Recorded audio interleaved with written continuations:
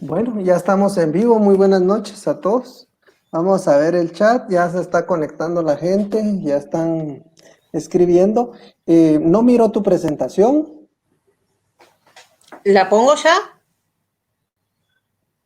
Sí, yo creo que sí. Ponla, vamos a ver. Bueno.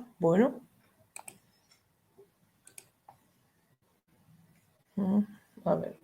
Bueno, excelente. Entonces, ¿Se ve ahí?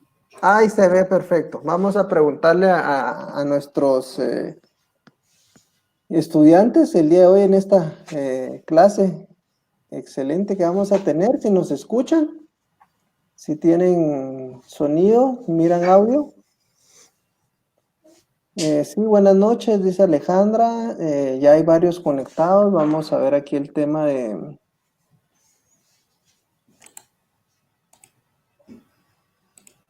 Vamos a ver aquí, vamos a actualizar los asistentes.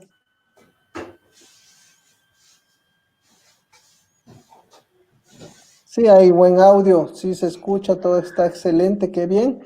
Bueno, como vamos a esperar otros 3 minutos reglamentarios para que nuestros demás compañeros se puedan conectar en esta plataforma, por lo que te ruego unos minutos más de espera, mi querida amiga. ¿Oíste? Bueno, cómo Disculpa. no. No es problema. Gracias. Al contrario.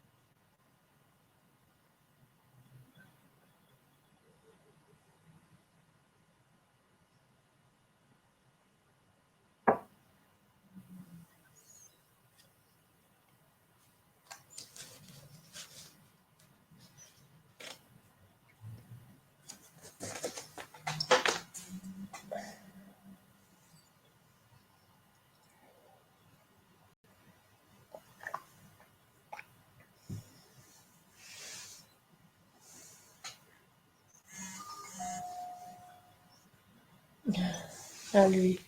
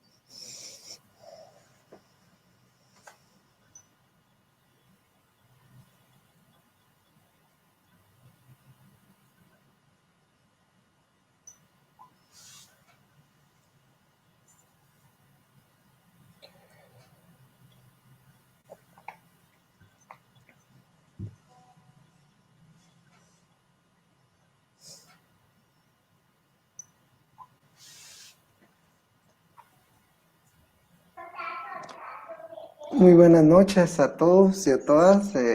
Para mí es un gusto estar con ustedes nuevamente.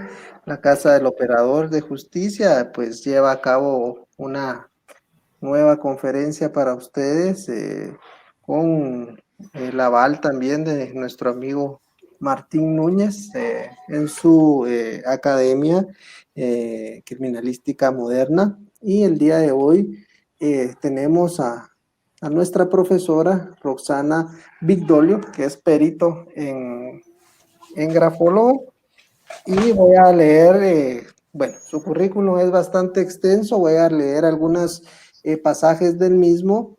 Tiene una amplia trayectoria en el dictado de seminarios, talleres, jornadas, cursos de especialización, posgrados, organizados en instituciones y asociaciones grafológicas de la capital federal. Asociación de Grafólogos Oficiales de la República de Argentina, Instituto de Grafología del Litoral Rosario y Asociación de Grafólogos de la provincia de Santa Fe. Rosario de Santa Fe en el Centro de Grafología Humanística, la profesora Rosana Herbert de Mar de la Plata y en Asociación de Grafólogos de La Plata. También fue docente de la carrera oficial de grafología en la carrera y posgrado. Actualmente es docente de cursos privados de posgrado en las áreas de grafopatología, reeducación gráfica, cursos de actualización y perfeccionamiento de grafoproyectando en Argentina. También tenemos dentro de su hoja de vida, actualmente es docente de cursos privados de posgrado, pionera en la República Argentina en integrar y aplicar conocimientos de las neurociencias en la grafología, integrante de la Escuela Argentina de Psicopatías, fundada por el doctor Hugo Marietán, psiquiatra especialista en psicopatías, integrante del staff profesional de la ONG Matices, organización de lucha, atención y prevención contra las violencias. Asimismo, también integrantes de equipo de trabajo científico interdisciplinario en las áreas de psiquiatría y criminología. También durante el año 2013 llevó un caso ontológico con el ontólogo Ricardo Barrera. Entrevistó en forma personal al ontólogo, síntesis de la grafopatología sobre la firma del fiscal Nisman, trabajo dado difusión por los periodistas del doctor Nelson Castro e Ignacio González Prieto. Tiene artículos relevantes, destacados y publicados en el área de psiquiatría, donde describe la personalidad paranoide y su manifestación gráfica, la manifestación gráfica del psicópata, el psicópata cotidiano y su manifestación gráfica, trastornos antisociales, su manifestación gráfica, entre otras cosas de su larga hoja de vida. Pero este fue un resumen y créame que vamos a tener una excelente clase, por lo cual te dejo en el uso de la palabra, querida profesora Roxana, para que puedas iniciar con esta maravillosa conferencia. Muchas gracias, te dejo el uso de la palabra. Bueno, muchas gracias, Denis, por tu invitación. Agradecida al público presente esta noche, agradecida a Pablo Martín y Albina, también de Argentina. Y bueno, acá estamos contentos en Argentina de poder intercambiar con nuestros colegas y compañeros y hermanos guatemaltecos. Así que bueno, vamos a comenzar con esta disertación. Hoy tenemos para hablar un tema que me tocó de cerca trabajar mucho porque pertenezco, como dijo Denis recién, a la Escuela de Psicopatías y trabajo en el ámbito de las violencias. Así que bueno, durante mucho tiempo me pregunté, fue una inquietud personal a nivel profesional, qué había detrás de determinadas conductas, sobre todo reacciones, ¿no? Las reacciones que producen los seres humanos ante determinados estímulos, por lo general displacenteros. Entonces, bueno, fue un largo recorrido que vengo llevando en estos 14 años de desempeño profesional ininterrumpidos, que me han llevado a algunos hallazgos, porque me dedico al área de investigación también. Y bueno, hoy los voy a compartir con ustedes, ¿no? Son aportes en formato de ensayo algunos, así que bueno, quiero que sean considerados de esa manera. Así que bueno, vamos a comenzar a mencionar cuáles son los criterios de trabajo esta noche. Primero, me voy a dedicar a trabajar sobre algunos aspectos relacionados a la psicogénesis emotivo-pasional, que fue postulada y desarrollada por el doctor Osvaldo Raffo, una eminencia en medicina legal forense, psiquiatra forense, que fue perito de muchísimos casos relevantes en la Argentina y aparte fue autor de un montón de de autopsias desarrolladas en contextos de criminología, ¿no? Bueno, también vamos a hablar de factores de personalidad asociados a este tipo de reacciones, de los factores de riesgo, algunos asociados también a estos tipos de reacciones, y vamos a tratar de evaluar esta noche y de pensar en relación a las ilustraciones que vamos a desarrollar, todo lo inherente al estado de inconsciencia patológica que puede llevar a determinadas personas a producir hechos dañosos, lesionar a terceros o lesionarse a sí mismo también, ¿no? Así que bueno, vamos a comenzar. Primero me gustaría comentarles de qué se trata la grafología para los que no están al tanto, ¿no? Nuestro objeto de estudio, el de los grafólogos, es la escritura manuscrita y todas las producciones gráficas en general. Esencialmente trabajamos sobre las escrituras manuscritas, también instrumentamos un protocolo que se desarrolla con otras técnicas proyectivas. El objetivo de nuestro trabajo es estudiar la personalidad, pero no solo la personalidad, sino todos los factores biológicos, neurofisiológicos implicados, de los cuales emana esta conducta nerviosa del trazado, su impronta psicoenergética, volitiva o moral, y la psicosomática emergente del sujeto escribiente en relación con su estado emocional y afectivo. Esta es una definición mía que surge también de tantos años de experiencia y que me ha llevado a entender el objetivo de esta manera, ¿no? Si bien el objetivo estaba planteado así desde sus inicios, pero bueno, al estudiar las neurociencias, haber incursionado muchísimo en el ámbito de las neurociencias, bueno, fui encontrando algunas articulaciones interesantes por esto de la conducta nerviosa del trazado. Bueno, acá en Argentina nosotros tuvimos muchísimos casos de relevancia, ¿no? Tuvimos el caso de Romina Tejerina, que fue una joven condenada a 14 años de prisión tras asesinar a su hijita recién nacida. Ella dijo que había sido fruto de una violación, este embarazo, y bueno, tuvo, tras el nacimiento de su beba, tuvo este desenlace fatal.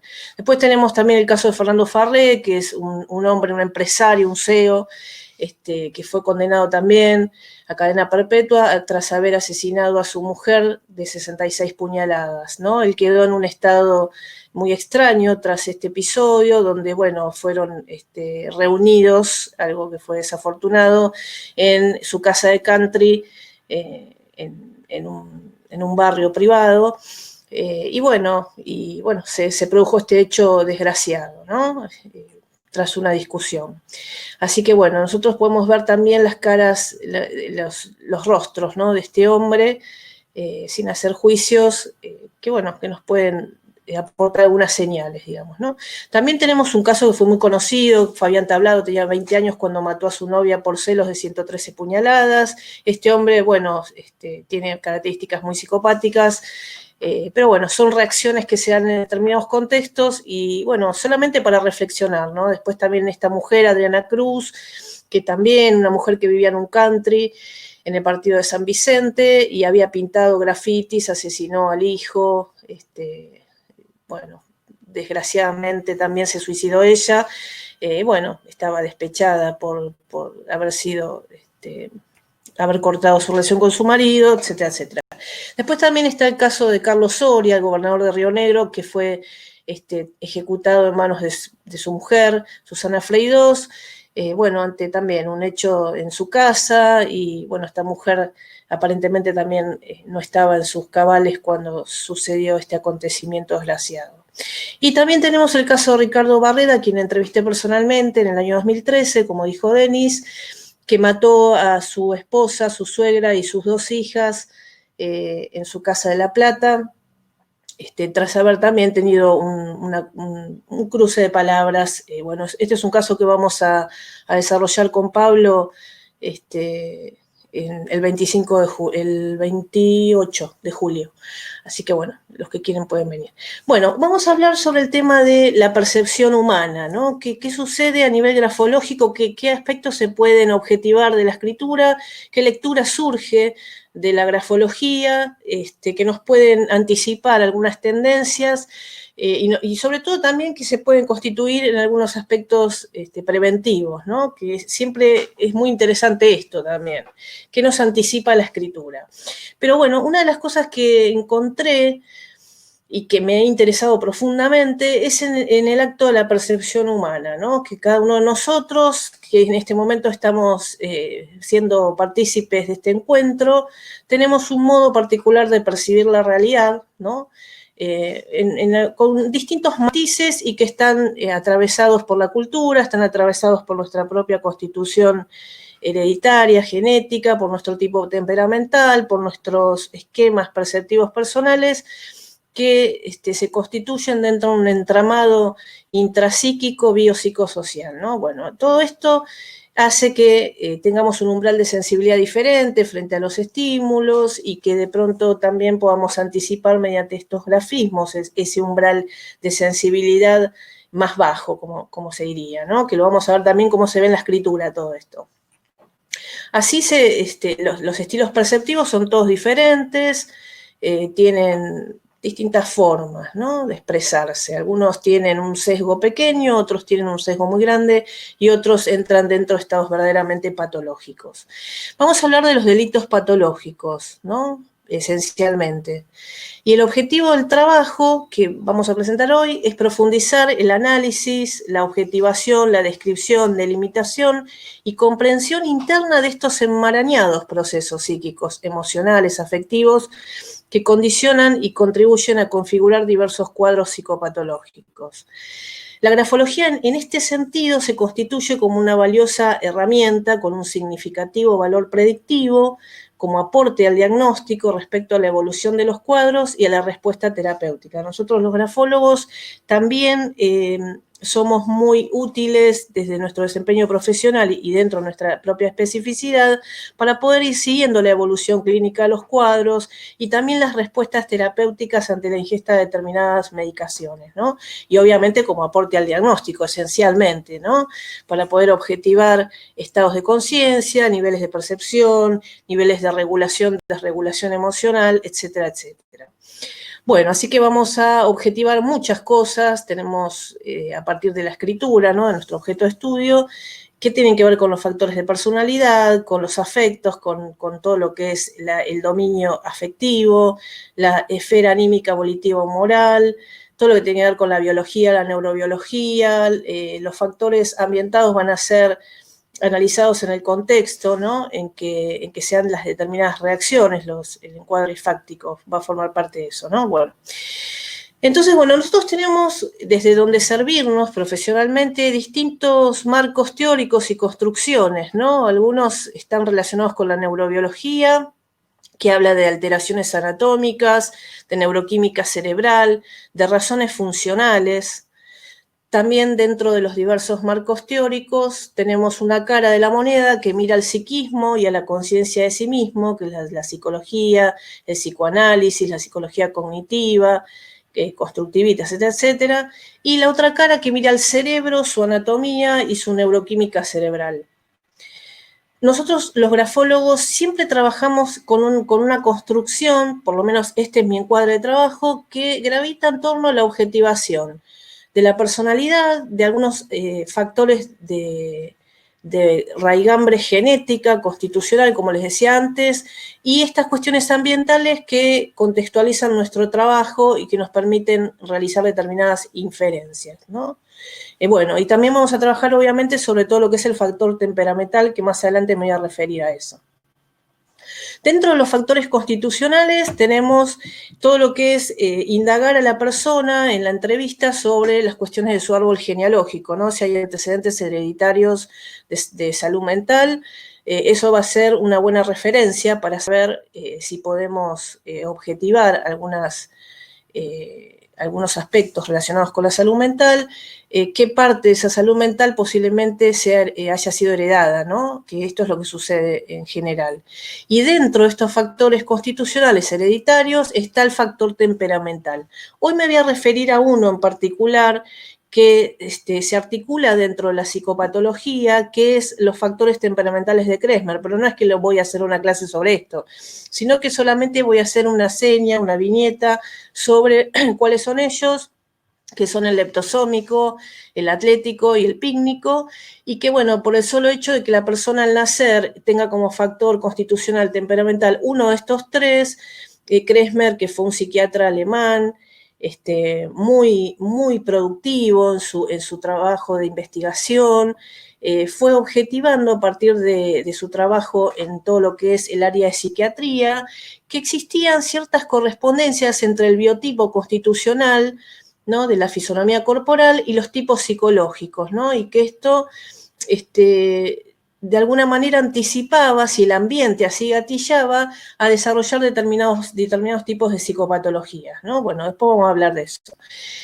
Y como les decía antes, todo lo que es neurociencias, hay una parte que está relacionada con el neurodesarrollo. Entonces hay que tener en cuenta la gestación, la madre en esa etapa de gestación, los sucesos de vida de la persona que se pudieron haber constituido en traumas, pero sobre todo estas cuestiones inherentes al neurodesarrollo y también a los sucesos de vida y a los episodios traumáticos van a modificar de alguna manera la neuroquímica cerebral, ¿no? Y en algunos casos en los niños muy pequeños también van a haber otro tipo de alteraciones que pueden devenir en cuadros grandes psicopatológicos severos. Por lo menos eso está estudiado por la psiquiatría moderna, ¿no?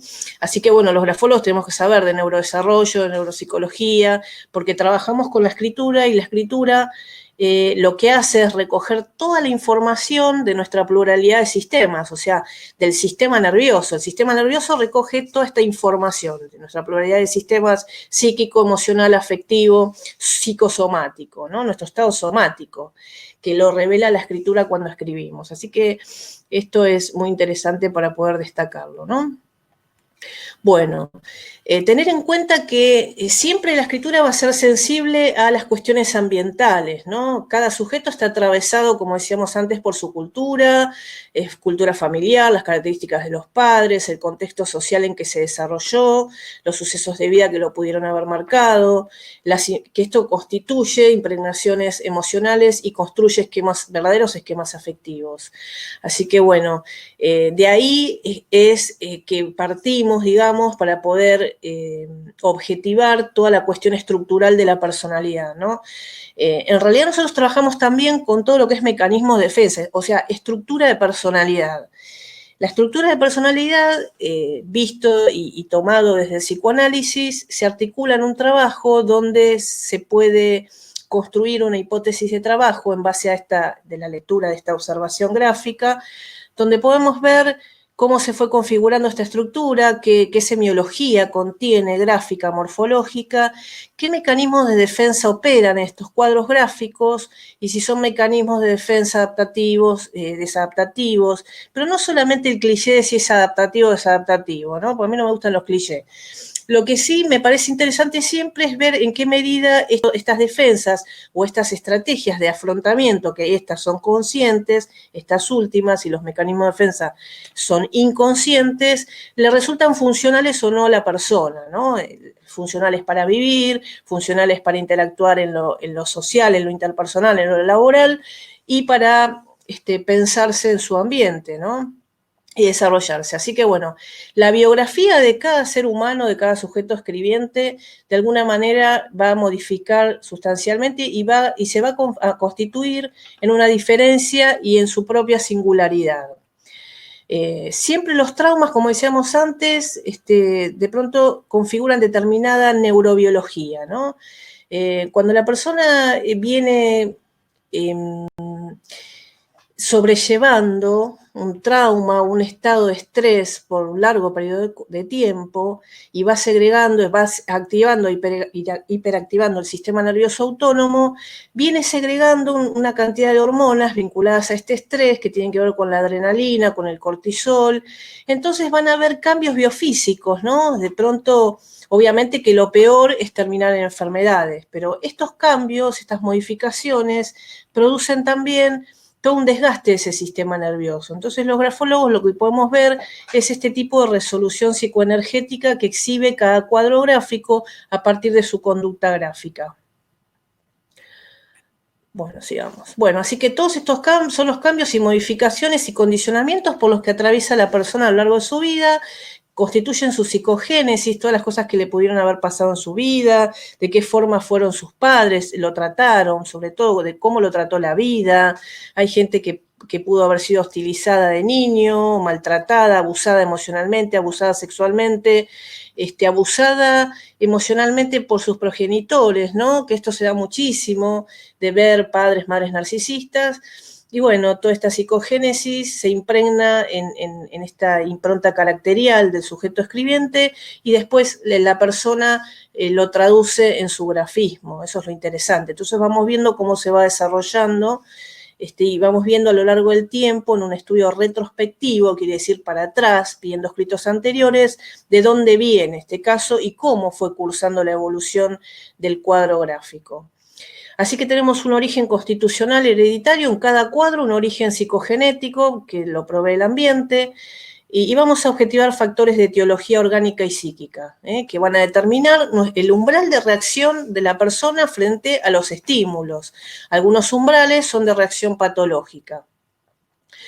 Lo que quiero aclarar rápidamente es que algunas reacciones y algunas características que se imprimen en las estructuras gráficas a veces tienen que ver con enfermedades orgánicas, ¿no? Que son producto de lesiones cerebrales de distinto tipo, en distintas zonas corticales, que afectan distintas zonas corticales y por lo tanto afectan distintos tipos de conducta, ¿no? Y de dominios de la personalidad. También encontramos sujetos con afecciones neuroendocrinas, o sea, eso se ve muchísimo, mujeres con hipotiroidismo o hombres con hipertiroidismo, etcétera, etcétera. Esto también modifica la escritura y modifica los comportamientos y el estado psicosomático y el estado de ánimo de las personas.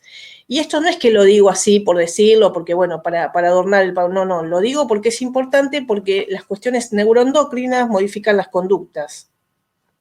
Las perturbaciones metabólicas también, y obviamente las intoxicaciones que llegan a producir hasta brotes psicóticos, ¿no? Bueno, y también las epilepsias y demás. Bueno, las lesiones cerebrales, hay tumores, traumatismo, arteriosclerosis, lesiones vasculares. La diabetes es una enfermedad que va deteriorando mucho el cerebro. Bueno, tenemos a Lisbeth que diferencia la personalidad diferencia como tres aspectos distintos, ¿no? En relación a la personalidad. El estudio de la personalidad normal y lo que se marca dentro de los trastornos de personalidad. La personalidad anormal, él dice que es una desviación estadística, pero no necesariamente implica o conlleva patología. Eso se suele ver mucho, se suele ver muchísimo. Hay algunas características que se imprimen en los grafismos de síndromes gráficos que por ahí presentan cierta desviación de la estadística, ¿no? De lo que significa lo tipificado como normal, pero en realidad no necesariamente estos lo podemos enmarcar en un trastorno o en una alteración o en una perturbación. Pero bueno, esto es algo que va a ser visto en el futuro, ¿no? Así que bueno, la grafología, los grafólogos trabajamos con un constructo empírico, sólido, siempre articulando nuestro trabajo con distintos marcos teóricos de los cuales nos servimos, como el DSM, actual DSM-5, como les decía antes, las perspectivas de trabajo de los constructos del psicoanálisis, de la psicología, de todos las vertientes distintas. Bueno, algunos sabemos más de unas que de otras y obviamente las neurociencias, ¿no? Bueno, entonces, en este sentido, podemos decir que un trastorno mental es un síndrome caracterizado por una alteración clínicamente significativa del estado cognitivo, de la regulación emocional o del comportamiento de un individuo. Estos tres aspectos son muy importantes de ser evaluados al momento de ver en qué estado está una persona ante determinada circunstancia, ¿no? Cuando produce un hecho doloso. Así que, bueno, vamos a evaluar estos dominios, ¿no? El cognitivo, el emocional afectivo y lo comportamental. Refleja una disfunción en los procesos psíquicos, biológicos o del desarrollo que subyacen en su función mental. Nosotros en Argentina tenemos el Código Penal de la Nación Argentina y habla en el artículo 34, inciso 1, de la imputabilidad.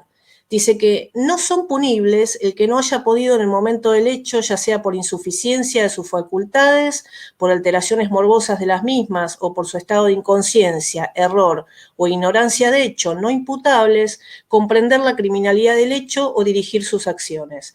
Así que bueno, este va a ser un punto importante para el grafólogo para poder objetivar si al momento la persona comprendía, se representaba la realidad, ¿no? Al momento de producir un hecho dañoso, doloso a tercero, matar a alguien, golpear, etcétera, etcétera, ¿no? ¿En qué estado de conciencia estaba? Eso surge de aquí, ¿no? El pedido, digamos, ¿no? Después el Código Civil de la Nación Argentina, en el artículo 32, habla de la persona con capacidad restringida o con incapacidad. Esto es civil. Bueno, también somos solicitados para ver estas cuestiones de la capacidad que tienen que ver con a veces las atrofias corticales de los adultos mayores, bueno, ciertos estados, bueno, personas con adicciones o también personas que padecen patologías mentales y que de pronto necesitan una curatela, etcétera, etcétera. Bueno, esto lo evalúa también el Código Civil, ¿no? Y los jueces solicitan a veces determinadas consultorías con respecto a esto. Y después tenemos en el Código Penal argentino el artículo 81, inciso 1, que habla de emoción violenta. Dice, al que matare a otro, bueno, se impondrá reclusión de 3 a 6 años o prisión de 1 a 3 años al que matare a otro encontrándose en un estado de emoción violenta y que las circunstancias hicieren excusables. Es un atenuante, pero que reduce considerablemente la pena. Entonces, bueno, estas son cuestiones que los abogados, mi esposo es abogado, bueno, son los que más tratan de refinarse en la defensa, ¿no? Con esto. Nosotros los grafólogos trabajamos, como les decía antes, con lo que es la neurobiología. Les quiero decir rápidamente, el cerebro nuestro, todos lo sabemos, es el resultado de millones de años de adaptaciones, ¿no? Cada nuevo aprendizaje no era desechado, sino que se iba acumulando y se iba incrementando nuestro conocimiento, pero el problema es que nacemos con una cajita chiquita, ¿no? Que está cerradita con neuronas noevianas, y que esta zona cortical del cerebro no aprende y que ya nos prepara para la supervivencia, ¿no? Entonces tenemos determinados reflejos agresivos, instintivos, que lamentablemente nos condicionan a los seres humanos. Pero afortunadamente tenemos un cerebro que piensa, que razona, y otro, obviamente, el neocórtex y los lóbulos prefrontales nos proveen de la capacidad de vetar los impulsos instintivos.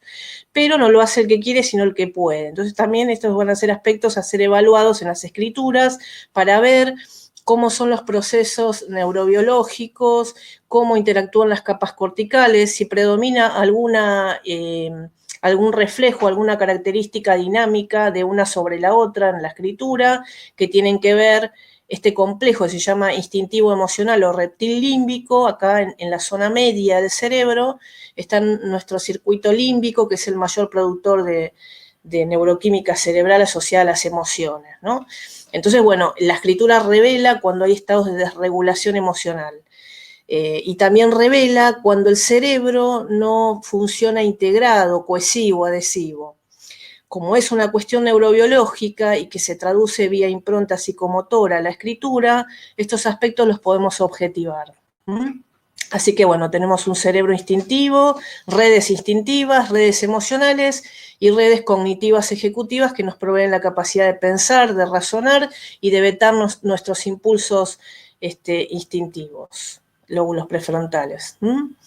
Bueno, tenemos un camino corto, el cerebro hace un camino largo, el camino corto es el que nos asegura la supervivencia y que hiperactiva la respuesta autónoma y neuroendocrina, y este camino corto, que lamentablemente también venimos condicionados biológicamente por esta respuesta, porque hay una proyección de neuronas que nos aseguran esa supervivencia, y que se da la respuesta en 125 milisegundos cuando entra un estímulo.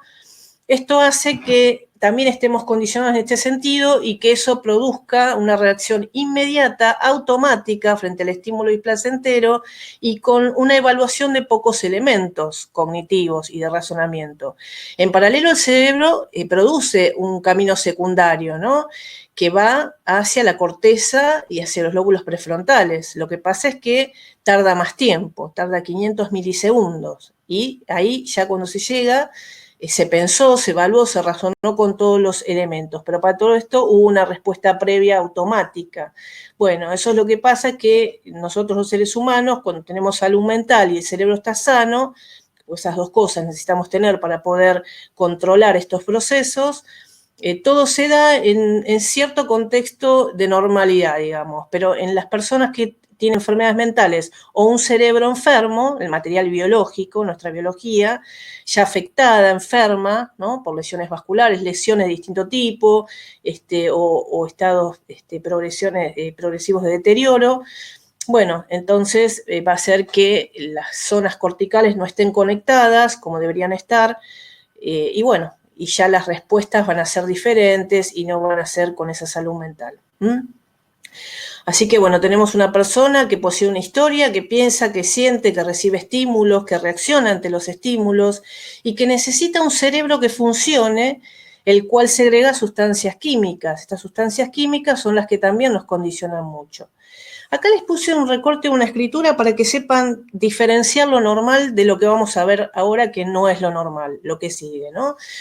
Esta escritura es una escritura que tiene proporción, que los espacios están presentes con determinado orden, son regulares, las prolongaciones superiores e inferiores son proporcionadas, no hay choques de partes de grafismos unas con otras, hay aire entre las letras, eso significa que hay claridad mental. El hecho que existan espacios entre palabra y palabra significa que tenemos un pensamiento organizado, ordenado. Y bueno, y esta escritura lo que traduce es a una persona en estado de salud, de equilibrio emocional, afectivo y de orden mental. Bueno, y como verán, quiero que como que se fijen, ¿no? En esta fotografía, digamos, que hay proporcionalidad, hay orden, como decía antes, que tiene que ver con el orden mental, y hay claridad en el pensamiento y equilibrio. Los trastornos de personalidad siempre se van a caracterizar porque no van a controlar sus impulsos, no van a gestionar adecuadamente sus emociones. Entonces esto se traduce en comportamientos impulsivos, irritables, agresivos y, bueno, algunas alteraciones emocionales que están en relación con todo esto, ¿no? Donde las hormonas, como decíamos antes, todos los procesos neurobiológicos, están químicamente explicado todo esto, ¿no? Bueno, hay enfermedades mentales claramente que se caracterizan, ¿no?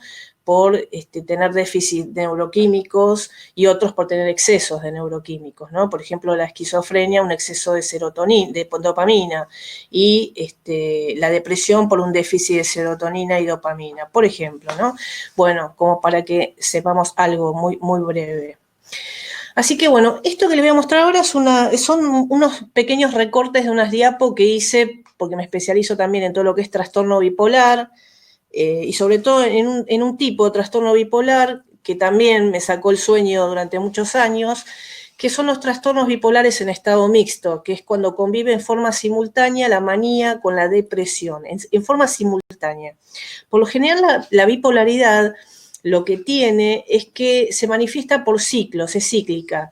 No es que siempre va a ser en el mismo tiempo, digamos, ¿no? 6 meses estado maníaco o hipomaníaco y otros 6 meses de depresión. No, no es que es así. Hay personas que cambian de semana a semana, de un estado a otro, y otras que cambian de un mes a otro, y bueno, esto es muy propio de la persona, el tiempo, ¿no? Que se da la frecuencia.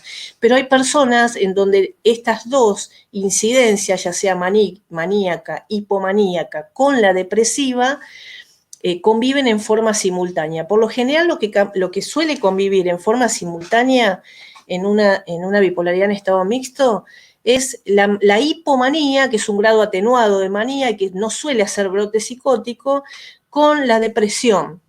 Entonces, estos cuadros son los más propensos a desencadenar reacciones de cortocircuito, porque hacen el switch, que se dice que hacen un viraje en milisegundos, ¿no? Pasando de un estado a otro en milisegundos, y esto produce también que se lesionen a sí mismos, ¿no? Y bueno, todo esto puede llegar a ser muy grave para la persona, porque en muchos casos son los más propensos al suicidio, y son aspectos que a los médicos psiquiatras les resulta también de muchísima preocupación. Así que bueno, las enfermedades bipolares están muy relacionadas con los trastornos neuroquímicos. Es un problema de neurotransmisión. El psicoanálisis dice la personalidad maníaca y todo, pero en realidad uno ve que es un problema de neurotransmisión, y ahora les voy a mostrar por qué, porque esto es lo interesante, ¿no?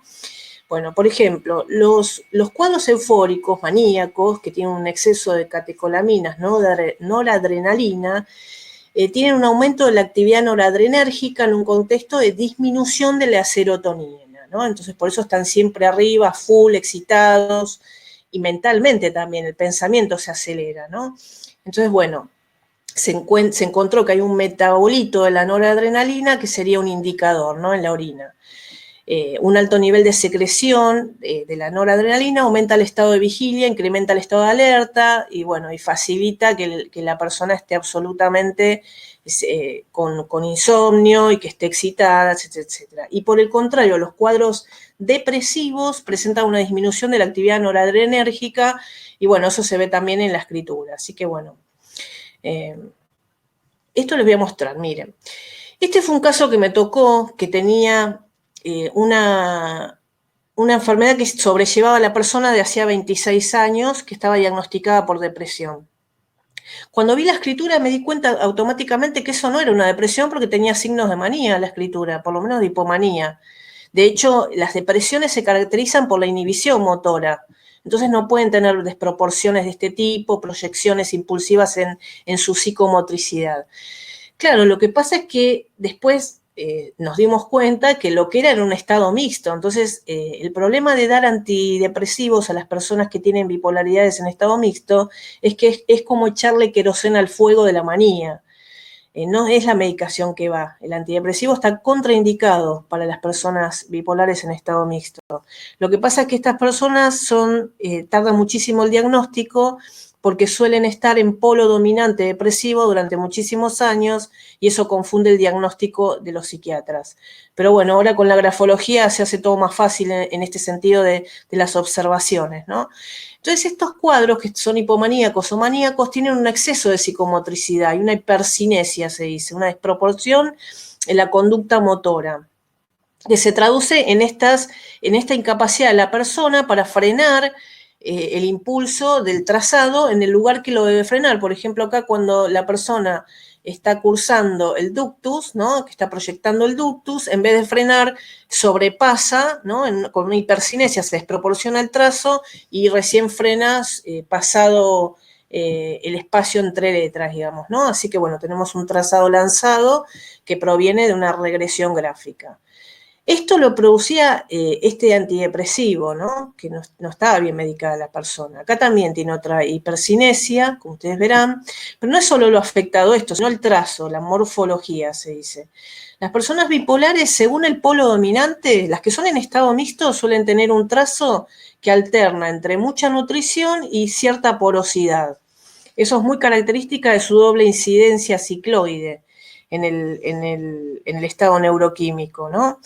Bueno, y después lo que pasa con esto es que cuando está exacerbado por ahí la hipomanía, como en este caso que está exacerbada, eso produce aceleración del pensamiento y empieza a tener la persona, se da todo un síndrome clínico, ¿no? Que, bueno, es un síndrome gráfico para nosotros, el pensamiento disgregado, ya la persona pierde cohesión en el pensamiento, entonces se empiezan a fragmentar las letras.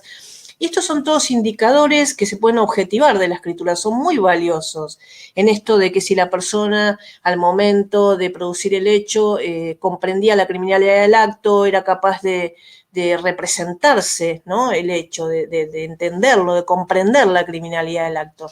Bueno, los grafólogos podemos verlo por determinadas características que hablan de la cohesión psíquica, que hablan de los estados de agitación psicomotora, de excitación psicomotora que se dan en los contextos maníacos o hipomaníacos, y bueno, y esto son cosas que se pueden objetivar, ¿no? Como ustedes verán, ven lo que les decía antes, ¿no? Que la presión, la profundidad es desigual, los calibres son todos diferentes, obviamente que el pleno, que se dice que es el trazo que baja, tiene que ser más grueso que el perfil que es el que sube, ¿no? Pero igualmente acá lo que se da es toda una diferencia de calibre dentro del mismo ductus, la persona no controla su pulsión, su apoyo, entonces por momentos se ve una impresión de mucho calibre, de mucho grosor y de mucha intensidad de coloración. eso tiene que ver con ese estado, ¿no?, de desregulación que tiene la persona, de su telón anímico, volitivo y humoral.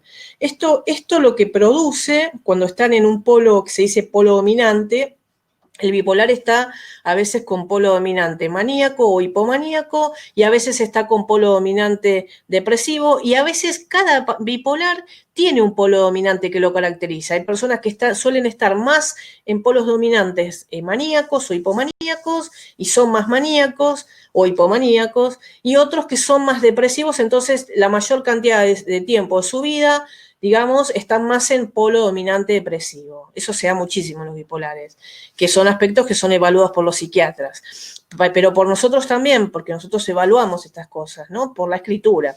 Surge la lectura de la escritura, digamos, ¿no?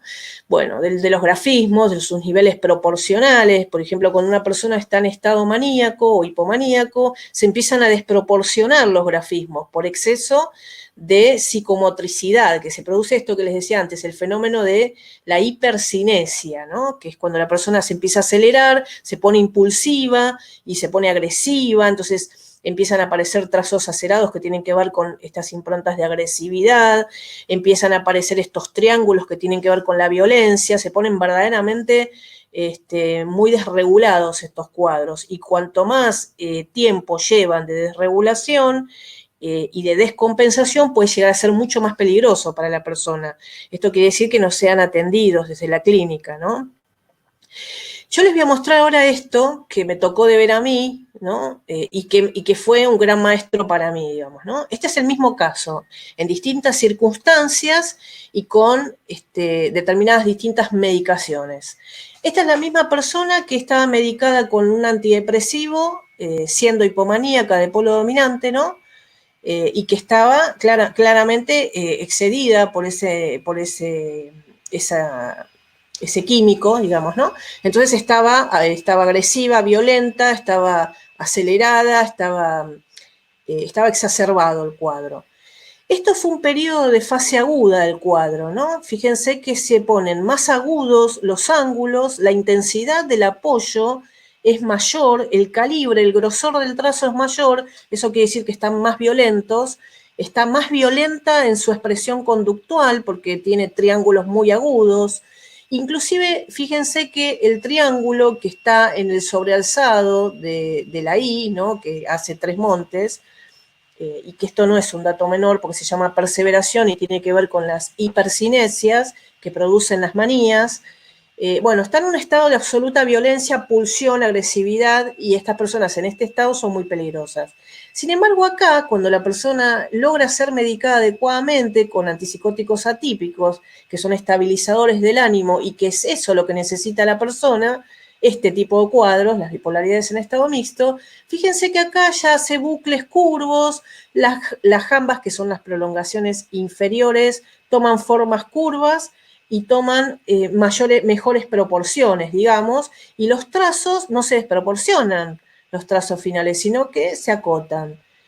Esto lo que está mostrando es la fotografía del estado interno de la persona, cómo varió su impronta conductual, cómo varió su impronta perceptiva, está más ajustada proporcionalmente, cómo varió su estado afectivo, ¿no?, que está muchísimo más benevolente, flexible, no está en estado de agresión y de supervivencia, digamos, el cuadro, ¿no?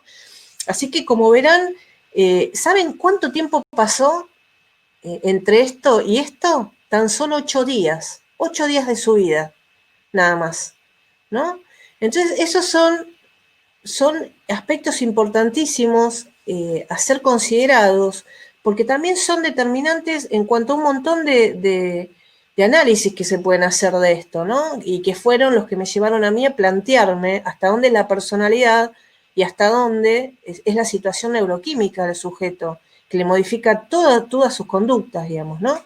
Y que impactan todos sus dominios de su personalidad: cognitivo, perceptivo, emocional, afectivo, instintivo, pulsional, sexual, porque también se exacerban mucho sexualmente estos cuadros maníacos. Así que, bueno, como verán, es todo un dato esto grafológicamente hablando, ¿no? Bueno, periodo medicado.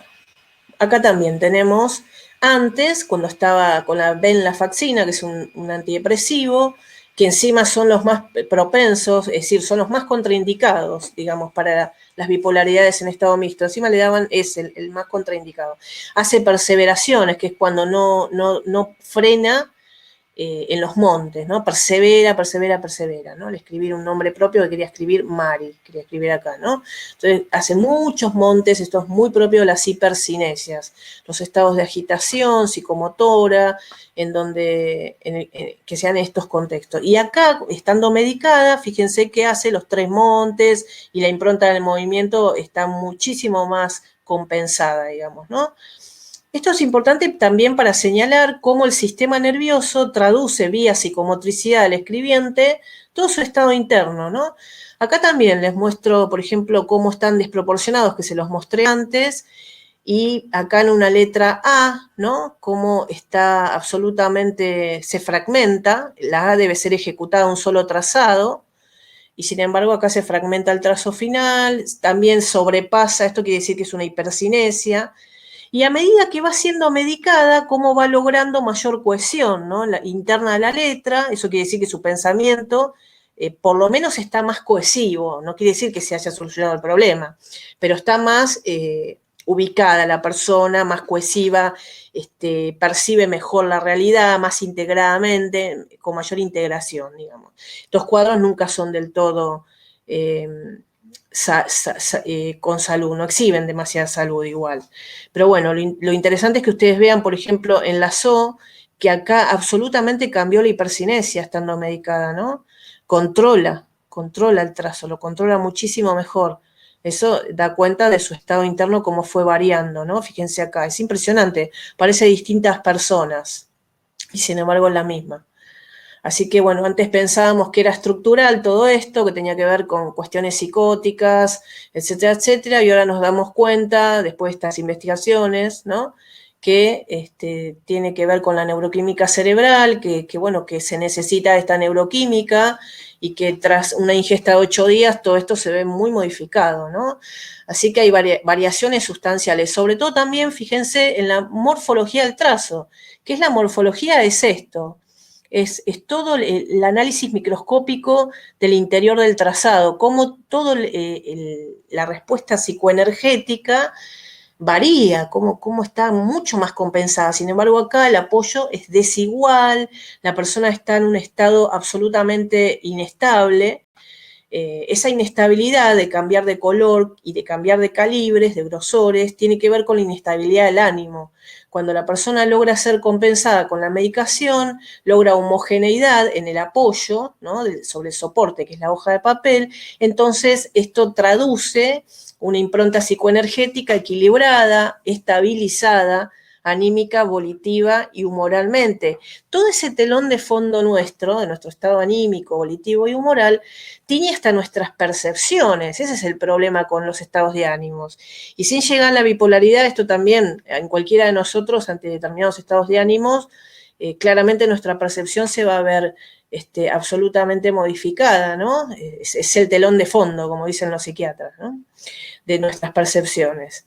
Así que, bueno, la actividad psíquica, las cogniciones, las representaciones, las percepciones, el plano mental está muy condicionado, ¿no?, por los procesos emocionales que tienen que ver con circuitos neuroquímicos y que esto se traduce en una incidencia diferente neuromuscular en el trazado, lo exhibe el trazado y sobre todo en su psicomotricidad, ¿no?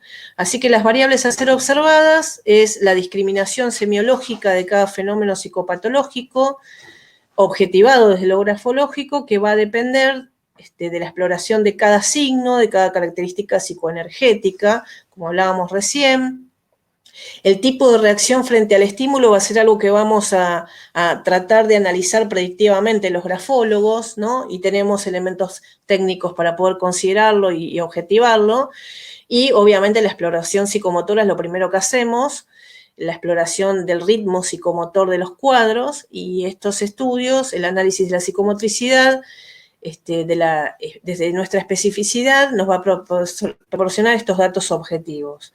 Bueno, nosotros cuando consideramos el análisis de la psicomotricidad, siempre partimos de la premisa de que la motricidad de cada individuo está estrechamente vinculada con su estado de salud física, orgánica, psíquica. Por lo tanto, va a tener relación con los factores biológicos, neurobiológicos, neurológicos, y la parte psíquica va a tener que ver con los aspectos caracteriales de personalidad y psicodinámicos. Estos psicodinámicos tienen que ver con lo que les hablaba al principio, ¿no? De los mecanismos de defensa que operan en cada uno de nosotros y que hacen que podamos regular nuestros procesos de la emoción, ¿no? De ansiosos, de angustia, ansiedad, con mayor eficacia, con menor o más o menos, digamos, ¿no? Entonces, cada uno de nosotros vamos a tener una característica de cómo operamos funcionalmente, nuestra psicodinámica, ¿no? Que tiene que ver con los mecanismos de defensa, la dinámica funcional, psíquicamente, ¿eh? Entonces, bueno, esto es de relevancia para el grafólogo porque analiza la operatividad de los cuadros, qué tipo de defensa se instrumenta cada cuadro, si son defensas maduras o son defensas inmaduras. Y por lo tanto, esto nos anticipa y es predictivo de poder evaluar si son inmaduras, el yo seguramente va a operar con defensas que tienen relación con esa inmadurez. Entonces encontramos por tipo mecanismos de defensa que son inmaduros, claramente, y eso se va a constituir en una debilidad del yo para operar, ¿no? O sea, va a impactar en sus niveles de resiliencia y por lo tanto va a impactar en su capacidad de tolerar la frustración, en su capacidad de resistir frente a los acontecimientos que le tocan vivir y sobre todo la resistencia está directamente vinculada con la resistencia ante los estímulos. Entonces va a tener menos probabilidades de que funcione operativamente, eficazmente y se va a frustrar y va a sobrevenir el tan indeseado efecto de la conducta desadaptativa, ¿no? Así que, bueno, todo este análisis involucra el estado psicomotriz, el dinamismo psicofísico, el tono afectivo, anímico y humoral, la fuerza vital, el ritmo vital, la impronta motivacional actitudinal, los factores caracterológicos implicados. Hoy lo que voy a hacer es darles todo un pantallazo, ¿no? Espero que les sea útil, que fui seleccionando, ¿no? De todo mi trabajo, así como fui seleccionando cosas, ¿no? Y fui armando este PowerPoint para que ustedes se lleven un pantallazo. Bueno, hay muchísimo para hablar de grafología, pero bueno, para que sepan. Bueno, todo lo que tiene que ver con la psicomotricidad, uno de los aspectos que evaluamos es el movimiento. La psicomotricidad que se da en los distintos contextos gráficos está muy en relación también con los estados de regulación, desregulación emocional y con los estados también que hablan de, por ejemplo, vitalidad del escribiente, ¿no? Por ejemplo, las depresiones, como les decía antes, disminuyen la impronta psicomotora, la pueden inhibir o directamente bloquear, pero algunas psicosis también bloquean la impronta psicomotora, que son las catatónicas, por ejemplo, ¿no? Entonces, bueno, eso también se puede observar de las escrituras. Algunos estados de agitación psicomotora producen movimientos efervescentes, hipercinéticos, sacudidos.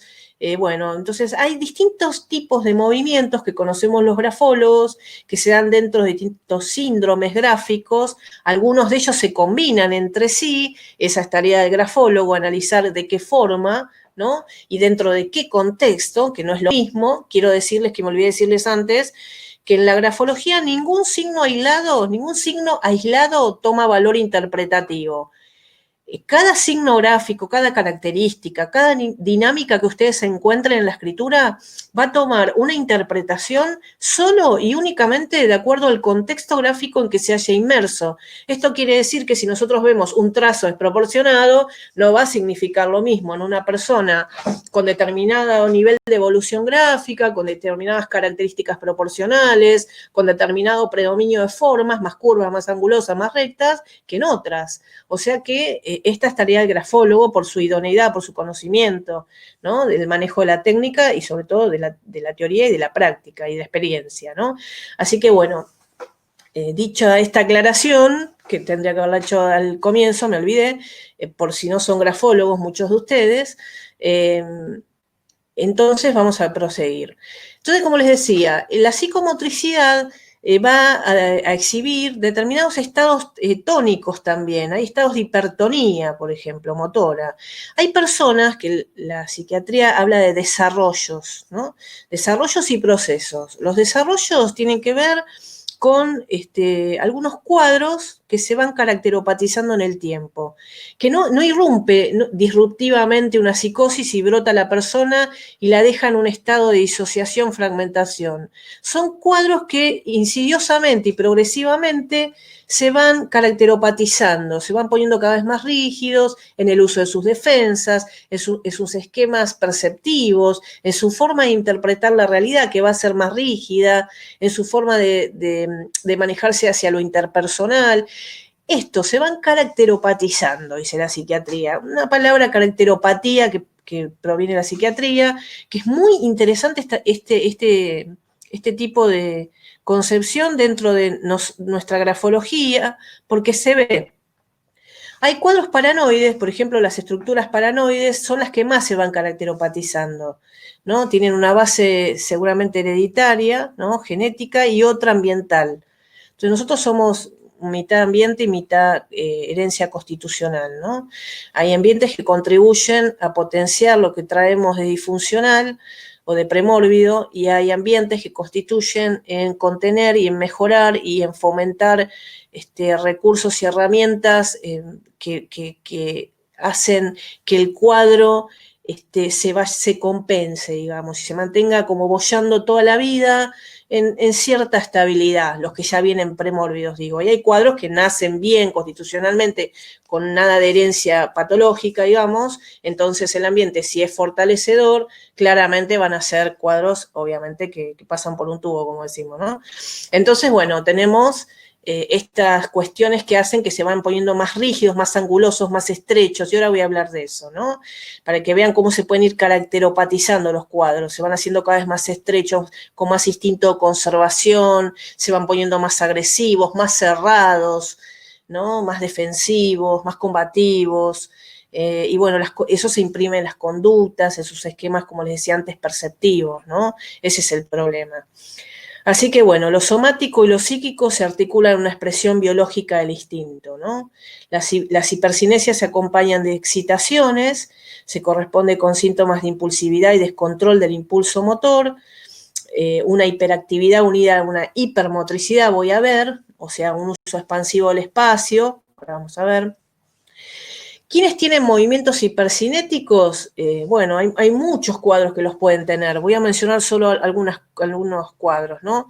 Personas que tienen enfermedad del sistema nervioso, determinados cuadros y estados afectivos emergentes a determinadas psicopatologías como la manía, que hacen reacciones de personalidad. Este es el problema, ¿no? Que hacen reacciones de personalidad sensitivas, paranoides, y obviamente con toda su alteración neuroquímica. Los cuadros bipolares, los cuadros que tienen patologías como la psicosis y la psicosis maníaco-depresiva o el trastorno bipolar, que siempre tienen una anomalía de su estado afectivo, ¿no? Su neuroquímica cerebral es como transversal a su psicopatología. Entonces, producen estas hipercinesias, ¿no? Unos estados de excitación psicomotriz. ¿Cómo lo voy a ver? Lo voy a ver, bueno, depende del gradiente. Los grafólogos hablamos de gradiente. ¿Qué es eso? Establecemos un determinado porcentaje, ¿no? De 1 a 10, ¿cuánto tiene esta persona de esta tendencia? Entonces, gradiente. ¿Cuánto tiene esta persona de esta tendencia? ¿Tiene mucho, poco?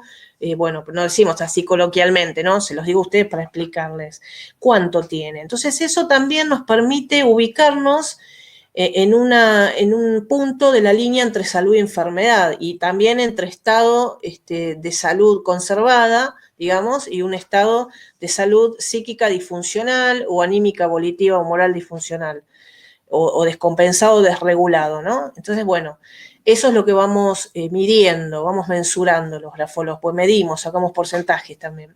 Bueno, entonces las hipercinesias, que es esta hipermotricidad que les decía, ¿qué va produciendo? Va produciendo un estado general de descompensación en la persona se acelera su pensamiento, entra en estados de fantasía, Entonces queda absolutamente tomada por la subjetividad y se descompensa en su estado de ánimo. Entonces el desplazamiento lineal, que es la dirección de las líneas, ven cómo se vuelve absolutamente desigual, ¿no? Conviven distintos estilos de desplazamiento técnicamente, ¿no? Conviven convexidades, ven que hace así la línea, con imbricados, para arriba, para abajo, ascensos, etcétera, etcétera, que todo tiene que ver con la manía. Esto que ven ustedes, por ejemplo, estas desproporciones de las barras de la T tan marcadas, estas desproporciones en las prolongaciones inferiores con esta expresión conductual aguijonada, habla de una persona en un estado de absoluta violencia, impulsividad y descompensación, porque el tamaño, acá no, ustedes no lo saben porque está agrandada la imagen, pero el tamaño en general es muy grande en la escritura. Eso quiere decir que está en un estado de absoluta sobredimensión, ¿no? Está en un estado semidelirante, digamos, y además con una falla muy marcada en su capacidad de autocontrol. No inhibe su impulso. Está hiperactiva, agitada, excitada. Entonces esto obviamente ya nos ubica en un gradiente alto de anomalía, ¿no? De patología, digamos, ¿no? La distribución es confusa, que la distribución es cómo separa las letras, las palabras y las líneas, si las separa y si es regular el espaciamiento, ¿no? Entonces, y si no produce choques. Acá produce choques permanentemente entre las letras, y pasa lo que les decía antes, conviven rasgos de activación, que son estas desproporciones, con rasgos de inhibición. ¿Ven que no llega a cruzar acá? ¿Se inhibe el trazo? Esas son características de las bipolaridades en estado mixto, cuando conviven trazos muy lanzados, psicomotricidad acelerada, hiperactiva, hipercinesias, con hipocinesias se dicen. Trazos que no llegan a terminarse, digamos, ¿no? Entonces, bueno, esos son síntomas gráficos de bipolaridad en estado mixto. Acá hay muchos, muchos hay, ¿ven? No sé, no quiero tenerme mucho, pero ven, acá no termina de cruzar, y las desproporciones estas tienen que ver con un estado de desproporción del pensamiento, ¿no? Que se ubicaría en categoría de delirio, que es muy propio cuando están descompensadas las bipolaridades, que entren en estados delirantes, ¿no? Paranoicos. Entonces también eso compromete mucho su impronta conductual, porque entra a interpretar la realidad desproporcionadamente, inclusive en lo interpersonal, entonces eso erosiona mucho los vínculos de pareja, con la familia, con los hermanos, con los padres, y bueno, y genera una gran disfuncionalidad en general. Y esta es la misma persona compensada. ¿Mm?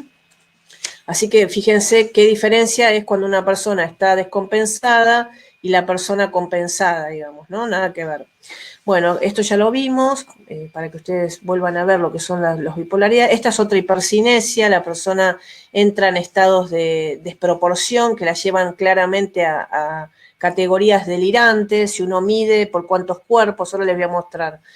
Bueno, estos también son estados de agitación psicomotora que produce una gran desorganización del pensamiento y de las conductas y de su estado instintivo.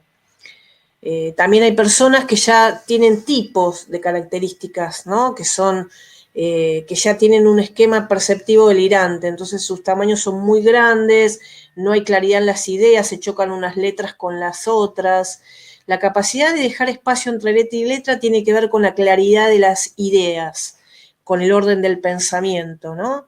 Bueno, cuando las personas chocan letras o se absorbe una letra con otra, como pasa acá, eso ya nos ubica en un estado de confusión del pensamiento. Sumado a que es muy desproporcionada, eso quiere decir que la persona interpreta la realidad desproporcionadamente y no hace foco en la objetividad.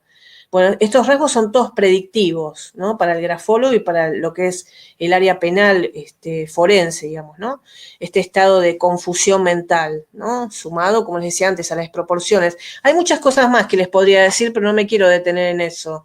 Que las escrituras tan anchas son de personas que están en un estado de impulsividad muy marcado, que las escrituras redondas son muy pueriles, por ejemplo. Entonces la inmadurez es lo que es el motor, es la usina que genera esa disfuncionalidad yoica, porque no hay recursos maduros, hay recursos inmaduros, entonces operan mecanismos funcionales muy maduros. Entonces es esperable que sobrevenga la instintividad, la impulsividad y no tarde en llegar la confusión del pensamiento, porque impacta en su dominio cognitivo, perceptivo, todo esto. Tiene toda una explicación, cómo funcionamos.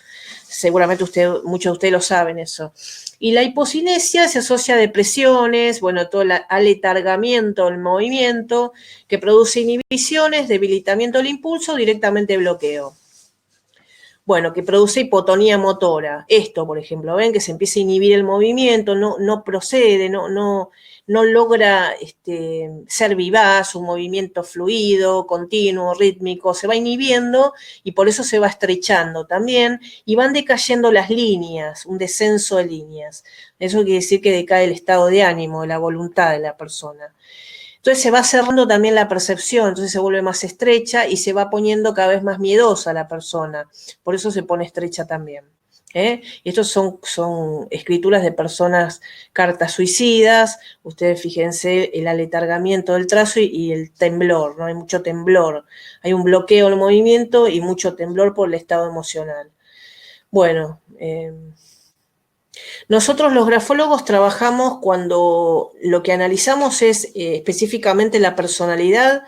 Les quiero aclarar que el grafólogo interviene en distintas áreas, que puede ser la jurídica forense, criminológica, o puede ser también con la medicina, entonces objetiva algunas patologías neurológicas, ¿no? Como les decía antes, las demencias corticales, las atrofias corticales, que pueden ser vasculares o demencias que son de desarrollos progresivos, ¿no? Que son deterioros progresivos, que producen deterioro cognitivo, ¿no? Bueno, entonces tenemos la pata orgánica, biológica, y tenemos la pata personalidad. Entonces, ambas pueden producir estados de conciencia alterado, acá los abogados lo saben bien. Y se pueden ver también, porque todo lo que es la neurología se ve en la escritura. Y ahora van a ver algunas cositas que por ahí los ayuda a aclararse y sobre todo a tener algunos recursos técnicos. Entonces, en el área de personalidad, como les decía antes, nosotros vamos a analizar la matriz estructural del yo. Para eso vamos a objetivar el temperamento, que es con lo que nacemos nosotros, es parte de nuestra herencia, que la heredamos seguramente de nuestros padres, ¿no? El temperamento de nuestro padre o madre, o combinados de los dos, o de nuestro abuelo, ¿no? O de nuestra abuela, o de, no sé, siempre heredamos en gracia o no, ¿no? Bueno, entonces estos temperamentos tienen características. Las características que tienen es que nos predisponen a reaccionar emocionalmente, biológicamente, neurofisiológicamente, de determinada manera. Y entonces eso hace una diferencia muy grande en la personalidad, el tipo de temperamento que tenemos cada uno de nosotros y cómo está combinado y qué tipo de temperamento. Si son los de Kresmer, ya somos menos agraciados. Bueno, el carácter tiene que ver con la incidencia ambiental y personalidad es la unión de las dos cosas, ¿no? Es el resultado de, digamos, ¿no? Es cómo pensamos, cómo nos manejamos, cómo somos, en nuestra forma de ser, cómo nos mostramos en nuestra disposición afectiva, emocional, qué recursos tenemos para poder resolver nuestros procesos emocionales, bueno, todo eso. Y obviamente que en todo esto el grafólogo tiene en cuenta el encuadre fáctico, la biografía del sujeto, ¿no? En que se dan determinadas situaciones, contextos. Nunca hay que olvidar la variable del momento. Por el momento que está atravesando la persona, pasado próximo o actual, digamos, ¿no? ¿Por qué? Porque eso tiñe el cuadro de alguna manera en particular. Entonces, por eso pedimos escrituras anteriores, porque las escrituras anteriores lo que hacen es revelar este aspecto y nos permiten diferenciar, despejar lo estructural de lo circunstancial, ¿no? De la variable del momento. Y también nos permite ver cómo viene operando el cuadro, ¿no? Cómo viene cursando, con defensas progresivas, con evolución, que es lo esperable, o no, o viene haciendo una regresión estructural, que eso sería lo patológico y que se vio en el cuadro de Barreda.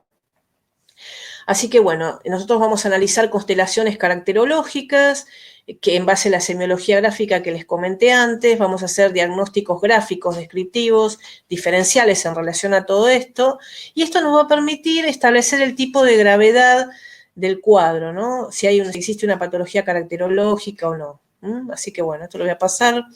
Así que tenemos un sujeto que tiene que ver con es una unidad biológica, psicológica y social. nuestro sujeto escribiente. Tiene una propia vivencia personal ante los estímulos y va a reaccionar de distinta manera frente a estos estímulos. Así que, bueno, vamos a observar el umbral de sensibilidad, el temperamento, su psicogénesis, qué razones funcionales nos presenta y si hay algunas razones anatómicas o neurobiológicas que se juegan en este contexto, ¿no? Así que, bueno, ¿qué son las reacciones de personalidad? Esto tiene mucho que ver con el postulado de Kressmer que les comentaba antes. Kressmer dice que las reacciones de personalidad son las que se producen con la cooperación intensa de la personalidad total. Representan la expresión más pura y significativa de la individualidad entera. Son por ello específicas, se limitan a determinadas disposiciones de carácter y estímulos psíquicos y únicamente se registran cuando una experiencia interna, definida y adecuada, influye sobre una determinada individualidad. Así que tenemos que se producen con la cooperación intensa de esta personalidad, son específicas, se limitan a determinadas disposiciones del carácter y estímulos psíquicos. Así que habíamos hablado de que tenemos un ambiente y tenemos una herencia genética. Entonces yo acá les muestro metafóricamente, ¿no? Sería como que la cerradura sería la herencia genética nuestra y la llave el ambiente, ¿no? Entonces tenemos muchos tipos de cerraduras y muchos tipos de llaves. Tenemos algunas que están bien arrumbadas, nuestra herencia genética no nos beneficia y nuestro ambiente tampoco. Entonces, bueno, acá estaríamos complicados. Así que, bueno, tenemos un sujeto con una biología, un sujeto biológico que reacciona ante los estímulos, que tiene una neuroquímica cerebral siempre segregando, ¿no? Para bien o para mal. Un ambiente, como dijimos, esquemas afectivos, disposición afectiva. Así que, como vimos, los genes cargan el arma, el ambiente aprieta el gatillo. Si nosotros venimos con una disposición constitucional complicada, el ambiente termina de potenciar todo eso, ese es el problema. Como pasó con Farré, toda una historia Farré. Bueno, entonces, como les dije antes, lo de Kressmer, el neurólogo psiquiatra, para mí uno de los más grosos alemanes de la época, el más grande representante de la biotipología alemana, él elaboró todo esto de los temperamentos, pícnico, atlético y leptosómico que les comentaba, y dice que el temperamento especifica la intensidad, el ritmo y el umbral de respuestas emocionales. Nos va a interesar por esto, porque cuando nosotros observamos en nuestros grafoanalizados, o ustedes mismos los abogados o los criminólogos o los criminalistas, observan estos tipos de temperamento, son predictores por lo menos, ¿no? De que la persona va a tener un tipo de umbral de sensibilidad emocional frente a la respuesta. Algunos de nosotros tenemos un umbral más bajito, entonces reaccionamos más rápido, digamos, ¿no? Con mayor hipersensibilidad. Y hay otros que tenemos un umbral más alto y reaccionamos midiendo un poco más y no produce ese cimbronazo en la persona. El problema con ese cimbronazo, el umbral de sensibilidad bajo, es que llega a descompensar a las personas, entonces producen estados anormales de conciencia. Por eso les traje a Kressmer, ¿no? Existe una base genética en los rasgos de la personalidad. El tipo temperamental influye en la evolución del cuadro clínico. Kressmer estableció correlaciones entre la estructura somática y la psíquica. Halló que a determinados tipos somáticos le corresponden determinados tipos psíquicos. Esto lo llevó a cabo en hospitales neuropsiquiátricos, como le decía, ¿no? Entonces aisló el leptosómico, que tiene un predominio eje vertical, tiene el mentón así alargadito, es más huesudo, de miembros largos, flaco, eje vertical. El pícnico, que es todo de eje horizontal, es más laxo, es de cuello ancho y corto, bueno, tiene todas unas características. Y el atlético, que es como la palabra lo indica, ¿no? Tiene más características atléticas y toda una fisonomía que se destaca por ser tal. Lo que él se dio cuenta, ¿no? Es cómo iban cursando estos temperamentos y el ambiente lo predisponía, ¿no? Negativamente, ¿no? Y entonces él se dio cuenta que el pícnico, ya por el hecho de tener temperamento pícnico, ya esta persona iba a tener un tipo de estado de ánimo ciclotímico o cicloide. Hasta ahí todo bien, el problema es que si después esto se complejiza, entonces termina desencadenando una bipolaridad, una psicosis maníaco-depresiva. Él se dio cuenta que desencadenaban eso, ¿no? Lo fue estudiando y medía las partes de los cuerpos Sí, tomó un trabajo tremendo Kresmer. Yo tengo el libro, Escritura y Carácter se llama. Muy buen trabajo. Entonces, eso se usa mucho en criminología. El doctor Raffo lo usó mucho, los temperamentos de Kresmer. Los criminólogos usan mucho los temperamentos de Kresmer, porque anticipa mucho. Barreda era leptosómico, falleció recientemente. El leptosómico es el tipo esquizoide, esquizotímico, ¿no? Que termina desencadenando psicosis esquizofrénicas. Incluso tiene variantes distintas, el hiperestésico, el esquizoide intermedio y el anestésico. Y se ven en la escritura todos estos. Y después el atlético es una persona que es epileptoide y que va a tender a no dominar su impulso. Son personas que tienen un muy pobre control de impulso, desencadenan reacciones muy violentas y sobre todo si ingieren sustancias como las drogas tóxicas, entonces eso los desreprime, los desinhibe y es peor, ¿no? Así que bueno, el estímulo emocional actúa sobre el sujeto y despierta estas reacciones orgánicas y físico-químicas que están ligadas siempre inexorablemente a factores primarios de la emoción. Este es Barreda, ¿ven? Leptosómico. Huesudo, miembros largos, predominio eje vertical. Bueno, hay todo. Kresmer tiene un libro donde, como les decía, tiene unas fotografías de todas las caritas que le fue sacando los leptosómicos, los pícnicos. Es muy lindo ver todo eso porque uno aprende mucho, se ilustra. Bueno, y lo que él hizo es trabajar con grafólogos, eso también es interesante. Entonces trabajaron con la balanza grafobárica y se fueron dando cuenta del tipo de psicomotricidad que tenían cada uno, ¿no? Por ejemplo, acá, como ustedes verán, tienen el pícnico, el atlético y el leptosómico. Miren la psicomotricidad, si no es la de Barreda. Fíjense qué increíble, esta es la firma de Barreda. La misma psicomotricidad. Es increíble eso, cómo se ve, ¿no? Entonces, eso también llama mucho la atención, como realmente la psicomotricidad. No es que a mí no me llama la atención porque sé que es sistema nervioso el que escribe, ¿no? Entonces, bueno, yo tendría muchas cosas para decirles, ¿no? De Barreda, pero bueno, no hay tiempo para eso. Lo que sí les puedo decir es que estos estados de psicomotricidad agitada, como hacía él, sobrealzada, tiene que ver con un pensamiento delirante y que se va cerrando cada vez más el campo de la percepción. Por eso se estrecha cada vez más la letra. Entonces se hiperligan, los trazos se hiperligan, y entonces eso quiere decir con un pensamiento que se persevera, ¿no? Rumea, que es la base del paranoico. Y el estado exaltado, la firma ascendente que él tenía. Esto es antes de producir los hechos. Esta es la escritura de Barreda en el 2013, cuando yo se la tomé. Fíjense que ya acá él tenía el trazo, la morfología con un calibre muy grueso, los paranoicos tienen toda una impronta afectiva, pasional, siempre muy marcada, porque en el paranoico, en los cuadros paranoicos, que son psicosis delirantes, convive la idea delirante y el estado pasional con una base bipolar. Siempre tiene una bipolaridad el paranoico, que forma parte de su psicopatología, no es que es comórbida, ¿eh? Se conforma así el cuadro.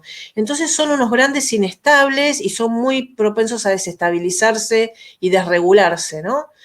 Si tienen más base maníaca, que es lo que tiene un paranoico, más base maníaca, hipomaníaca, entonces van a ser más violentos y van a tener más pulsión de muerte. Y eso es lo que los hace potencialmente peligrosos cuando reaccionan, ¿ven? La impulsividad que tienen, el delirio de reivindicación tenía Barreda, entonces tiene muchos triángulos, que eso lo vamos a explicar con Pablito cuando, si Dios quiere, presentemos el caso, ¿no?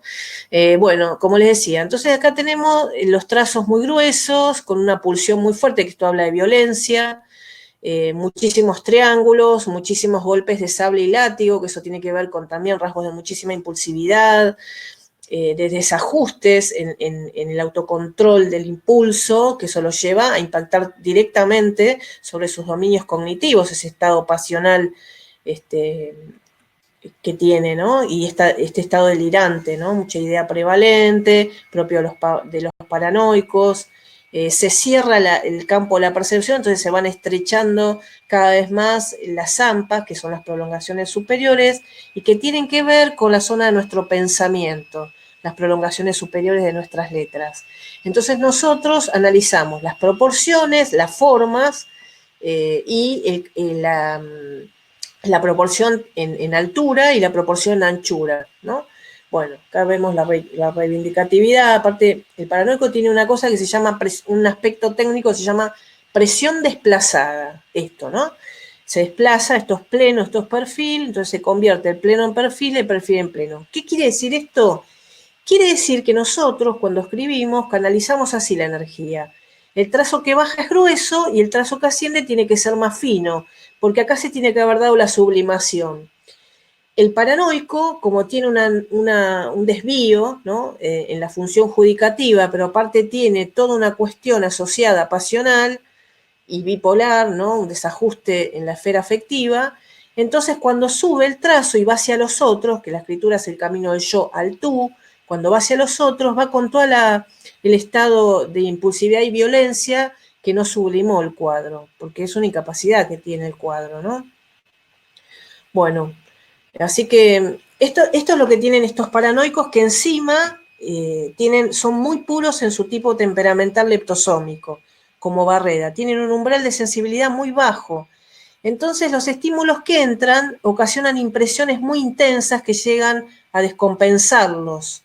Y se da un fenómeno que se llama hiperestesia, ¿no? Que es esta hipersensibilidad muy agudizada que hace que reaccionen con esa sensibilidad, con una exaltación brusca, ¿no? Del humor. Y eso compromete sus dominios cognitivos, perceptivos. Entonces eso es lo que los hace premórbidos por el solo hecho de tener este tipo constitucional temperamental, ¿no?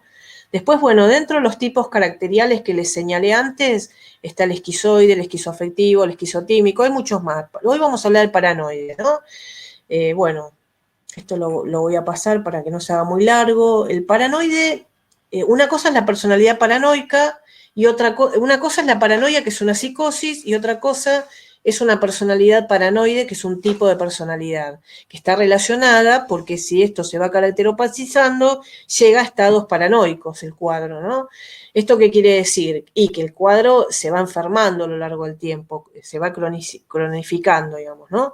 Entonces, bueno, lo que les quiero mostrar es esto, de cómo producen vivencias patológicas que generan respuestas afectivas. Este es un paranoico, no es un paranoide. Fíjense las asimetrías gráficas, ¿no? Esta zona inferior es la zona del instinto sexual y del instinto. Entonces, ¿qué le pasa al paranoico? El paranoico no domina ni su impulso, porque tiene mucha pulsión muy violentos, tiene pulsión de muerte, tiene una bipolaridad apolo dominante maníaco. Este calibre grueso, esta intensidad, ¿no? de calibre grueso, habla mucho de que son de calibre grueso, ¿no? Como yo siempre digo eso, un poco con una humorada, ¿no? Pero son de calibre grueso porque en su tipo de reacción se desequilibran mucho. La escritura tiene que ser regular para que muestre regulación emocional y afectiva. ¿Qué sistema nervioso? Regular, regulación.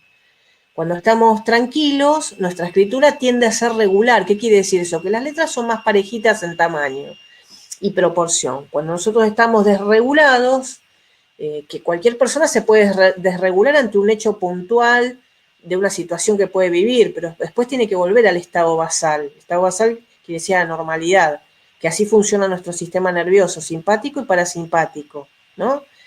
El problema con las psicopatologías es que no vuelven a su estado basal porque son estados como usinas generadoras de descompensación, ¿no? Y cuando están en sus prodrómicos, antes de brotarse, se van patologizando de esta manera, ¿no? Se van desregulando. Entonces es una persona en un estado vivo de gran capacidad de reacción y sobre todo juicio alterado. ¿Por qué les digo juicio alterado? Porque esta desproporción que ustedes ven acá, por ejemplo, en las AMPAs, que son las prolongaciones superiores, nosotros los grafólogos sabemos que tiene que ser el AMPA de palote un cuerpo de la zona media. Ven, yo se los marqué acá en verde. Fíjense por cuántos cuerpos se descompensa, se desproporciona este grafismo, ¿no? 1, 2 y 3 cuartos. Este tamaño desproporcionado es directamente proporcional al nivel de desajuste perceptivo de la persona. Ese es el tema, ¿no? Fíjense acá en la T. Debería ser un cuerpo que está marcado en verde y se desproporciona por más de 3 cuerpos. Por eso les decía que el grafólogo mide, dice cuánto tiene esta tendencia. Entonces no es lo mismo que se desproporcione levemente que eso se marcaría dentro de una idea sobredimensionada. Cuando se desproporciona más, una idea delirante ya es desproporción en todos estos cuerpos, ¿no? Así que, bueno, una personalidad paranoide lo que hace es tender a desproporcionar levemente, entonces sobredimensiona hechos, circunstancias y cosas, que también le trae mucho problema interpersonal todo eso, ¿no? Porque suelen ser muy autorreferenciales por eso mismo.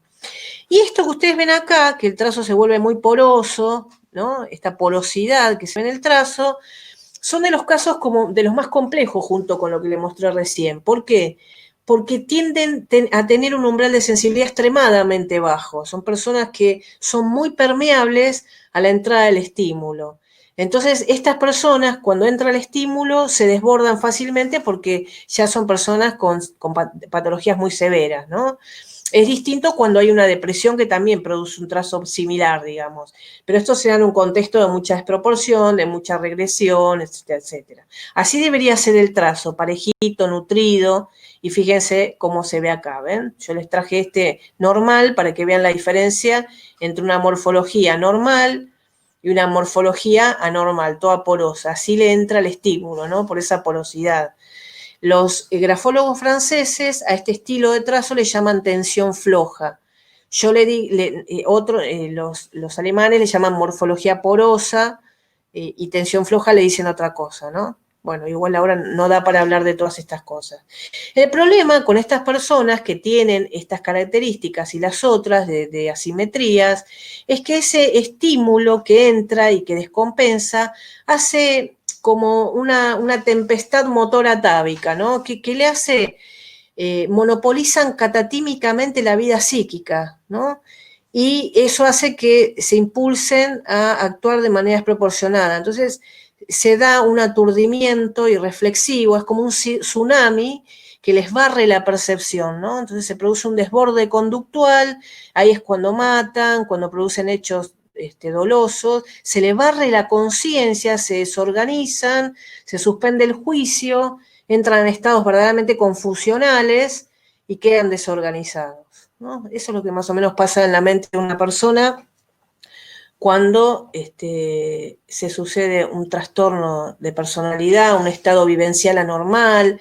Estos son cuadros que son propensos a desarrollarlos, porque ya su misma escritura lo revela en su asimetría, en sus desproporciones en la esfera perceptiva, en su acusada introversión, que eso es un rasgo también que puntúa alto en las anomalías de la personalidad, y en su pulsión de muerte, ¿no? Que entran en estados de mucha impulsividad, que ya son latentes en la persona.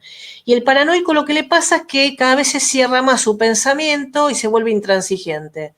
Entonces ya la idea que se instaló toma valor de certeza, entonces es irreducible. Esa es la patología mental, ¿no? Bueno, hay muchas cosas más para ver, pero bueno, pienso que en alguna otra oportunidad podemos verlo. Esto de la presión desplazada, que se da acá en la zona superior, tiene que ver con el desvío de la función judicativa, el juicio, ¿no? Que también la tienen en las jambas por lo que les explicaba antes, que no hay sublimación, porque entran en estados de mucha desregulación estos cuadros. No sé, Denis, si vamos bien, si puedo seguir o ya cortamos.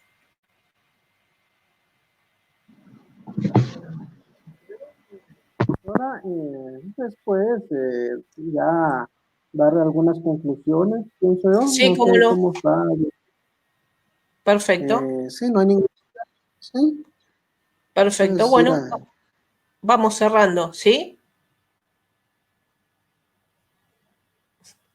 Bueno, esto para que vean otro caso que son de paranoias, ¿no? Cómo se va desproporcionando, entonces la persona se va desregulando y se desorganiza, entra en estados de verdadera desregulación emocional. Entonces el sistema nervioso marca estas asimetrías, estos estados de ambivalencia, estos estados de desorganización, ¿no? Entonces, bueno, después hay otros tipos que se llaman sensitivos, que ya también son temperamentos que hacen que la persona se descompense fácilmente, porque el trazo, como verán, alterna entre porosidad y exceso de nutrición.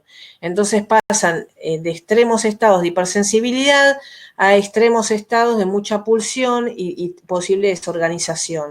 Se dice apoyo desigual, ¿no? Bueno, todas estas cositas que se ven, desproporciones, desequilibrios, ¿no? Estados de fallas en los niveles de cohesión. Ahora les voy a mostrar casos donde no hay buena cohesión. Les voy a mostrar otro que es mucho mejor. Estas escrituras, ya por el solo hecho de exhibirse de esta manera en personas grandes, ya muestran las perturbaciones de la personalidad, ¿no? Esta dirección de las líneas, este desplazamiento lineal totalmente inestable, ¿no? Y perturbado, conjuntamente con las desproporciones, como les mostraba antes, que su desborde en la esfera ideativa, ¿no? Fíjense cómo hay caídas, ascensos, descensos. Eso quiere decir que está desregulado absolutamente el estado de ánimo. Y aparte no hay cohesión psíquica, que es lo que les decía antes. Entonces tenemos una persona en un estado de inmadurez absoluta, con ideación paranoide y con una porosidad absoluta en el trazado, con lo cual eso da cuenta de que está en un estado de absoluta permeabilidad y muy propenso a hacer desarrollos anormales, ¿no? Reacciones vivenciales anormales, como se dice, ¿no? Acá vemos de vuelta la presión desplazada, que eso es muy propio de los cuadros que tienen componente paranoide en su personalidad, que son los que más se desregulan y que configuran escenas de delitos patológicos. Esta es la confusión del pensamiento que se da, lo voy a pasar. Y bueno, acá como verán también mucha porosidad, son casos que se repiten, que uno los ve y se repiten, esta vulnerabilidad, los casos de polo dominante depresivo, ven que llegan a estados de mucha porosidad los trazos, cuando hay mucha inhibición, ¿no? Que cuando entran en estados de depresión intensa. Y después, por el contrario, tenemos estados de absoluta descompensación pasional, ¿ven? Los de calibre grueso. Estas son celotipias, ¿no? Estos son muy peligrosos de encontrar cuando se ven. El calibre tan grueso, eso habla de un sujeto que está en un alto grado de posesividad. Son muy peligrosos, son los tipos que son muy violentos, que tienden a producir hechos muy violentos, son muy posesivos, son celosos. Bueno, hay una enfermedad mental, ¿no? En estos casos. Entonces, bueno. Y como reflexión final que les quiero dejar es, bueno, vimos estas descompensaciones, ¿no? Que se dan producto de las hipercinesias, cómo se pueden compensar los cuadros. Muchas personas pasan por estos estados, ¿no? Y producen hechos criminales, ¿no? Desbordes de conciencia, se arrepienten algunos, otros son criminales, pero algunos entran en estados de absoluta inconsciencia o crepusculares, ¿no? Y otros son psicópatas. Así que la reflexión final sería esta, ¿no? Que me llevó a pensar, los monstruos son reales y los fantasmas también. Viven dentro de nosotros y a veces ellos ganan. Eso es lo que le pasa a algunas personas, ¿no? Así que bueno, espero que les haya sido útil esta intervención. Y bueno, vuelvo a agradecer. Si me quieren hacer alguna pregunta, estoy a disposición. Gracias, profesora. Vamos a habilitar un momento el chat para que nos hagan las preguntas respectivas. Vamos a esperar un minuto.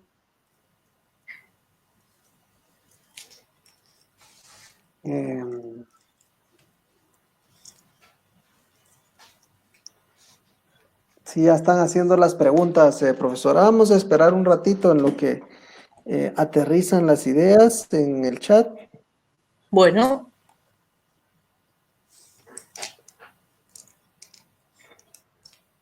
¿Yo lo puedo ver o me quedo acá? Sí, puedes ver ahorita. Quita tu presentación y vamos a poner para que contestes.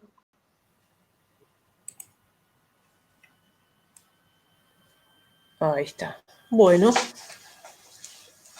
Excelente. Vamos a ver. Solo hay que dejar de compartir. Dejar de compartir, cierto. Ahí está. Ahora sí. Ahí. Ahora vamos a ver.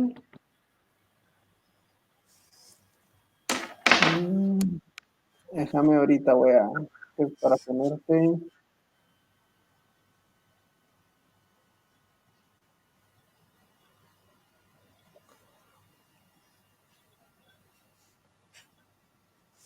que simboliza que la escritura de una persona sea demasiado suave. Bueno, muchas gracias por los comentarios. Muchas gracias. Me alegra que sea útil la intervención. Ahí leí algunos, alcancé a leer. Agradezco la asistencia. Excelente. Vamos a parar un poquito el chat, lo vamos a inhabilitar. Te cuento que estuvieron más de 500 personas conectadas, escuchando tu charla. Bueno, me Y alegro. sí, y a veces damos la conexión del chat por un tiempo por el tema, si a veces se congestiona mucho el chat, pero ya ahorita ya lo abrimos, ya lo cerramos también y vamos a empezar a ver aquí. Wilfredo Ariel dice felicidades por el tema expuesto. Edna Andrea dice, ¿qué diferencias tiene la grafología y lofoscopía? No conozco qué es la ofoscopía, sinceramente. No tengo ni idea. ¿Qué es? ¿Me puedes decir? Sí, lofoscopía creo que es la que se dedica al tema de las huellas. Ah, claro, no, nada que ver. Nada que ver con la grafología, porque la grafología, el objeto de estudio son todas las producciones gráficas, ¿no? Sobre la hoja de papel, digamos, ¿no? Correcto. Me alegro, Carmen. Vamos a ver aquí. Una magistral conferencia, aprendí mucho. Heidi Sagastume, gracias por compartir. Diana Michelle, ¿los exámenes grafológicos también son realizados en los niños?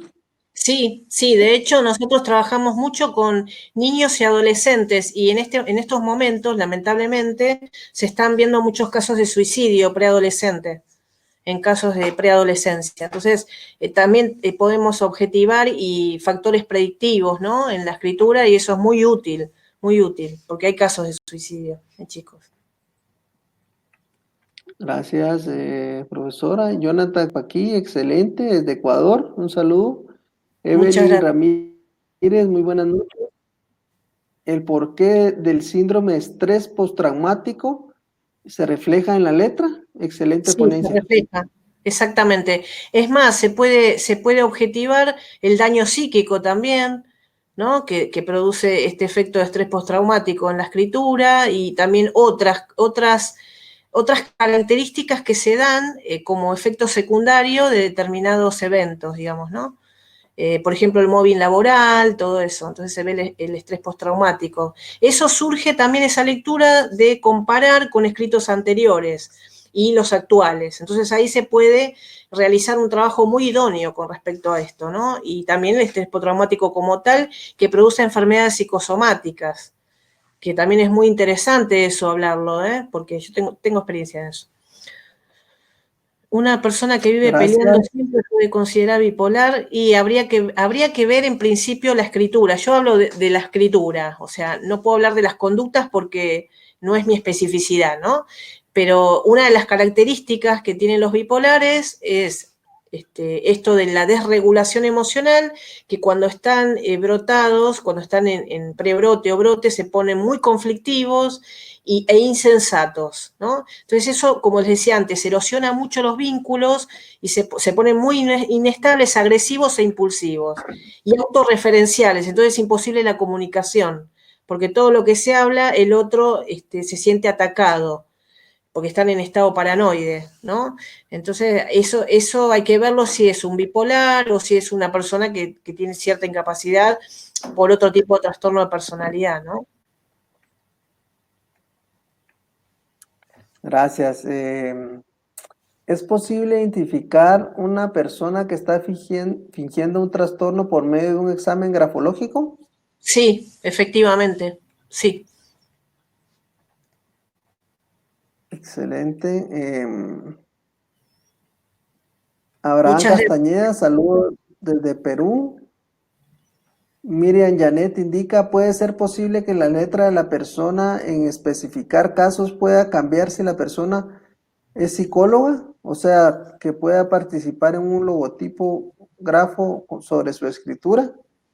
Puede ser posible que la letra de la persona en determinados casos pueda cambiar si la persona es psicóloga. No sé si interpreto bien la pregunta. Yo lo que te podría decir con respecto a eso es que cada profesión de alguna manera le imprime su característica personal, ¿no? A la escritura también. A veces se dice por defecto profesional. ¿Por qué? Porque los arquitectos, los ingenieros escriben con determinados tipos de escritura, que son más técnicas. Ahora, porque es psicóloga, no te lo sabría decir eso, porque no hice ese estudio nunca. Si una persona se recibe de psicóloga, si modificó su escritura. Obviamente que todo eso para mí tiene que ver con el cambio personal, con la evolución personal. Pienso que si se da eso, obviamente algo va a modificar su escritura. Y no va a ser porque sea psicóloga, sino porque hubo una evolución. Se dio eso, ¿no? Así que pienso que por ahí viene la cosa, ¿no? Muchas gracias, Karina Ivanova. A Mezquita dice, necesitamos otra conferencia con la profesora. Dice, estuvo excelente el tema. Gracias a todos Eva los países. García, buenas noches. Buenas noches, excelente conferencia. Catherine, excelente. Aline, también excelente. Vilma, en el mismo sentido. Armando, excelente. Edwin Rolando, excelente. Diana Michelle, excelente. Antonio Palma dice, ¿pueden determinar trastornos en sistemas de comunicación como la lengua de señas o el sistema de escritura braille? Y no sabría decirte, Antonio, eso. No tengo experiencia en eso. La verdad que no sé decirte eso. Te lo debo. Excelente. Y no conozco a Héctor nadie que te Osvaldo, pueda guiar tampoco en eso. ¿Qué tiene diferencia Héctor la Osvaldo Show, grafología? muy interesante. Que no se mira. Ah, sí, esa ya se contestó, no tienen nada que ver una con la otra. Sonia Excelente. María Coyoy, excelente disertación. Mildred, excelente. José Ángel, excelente. Heidi, excelente.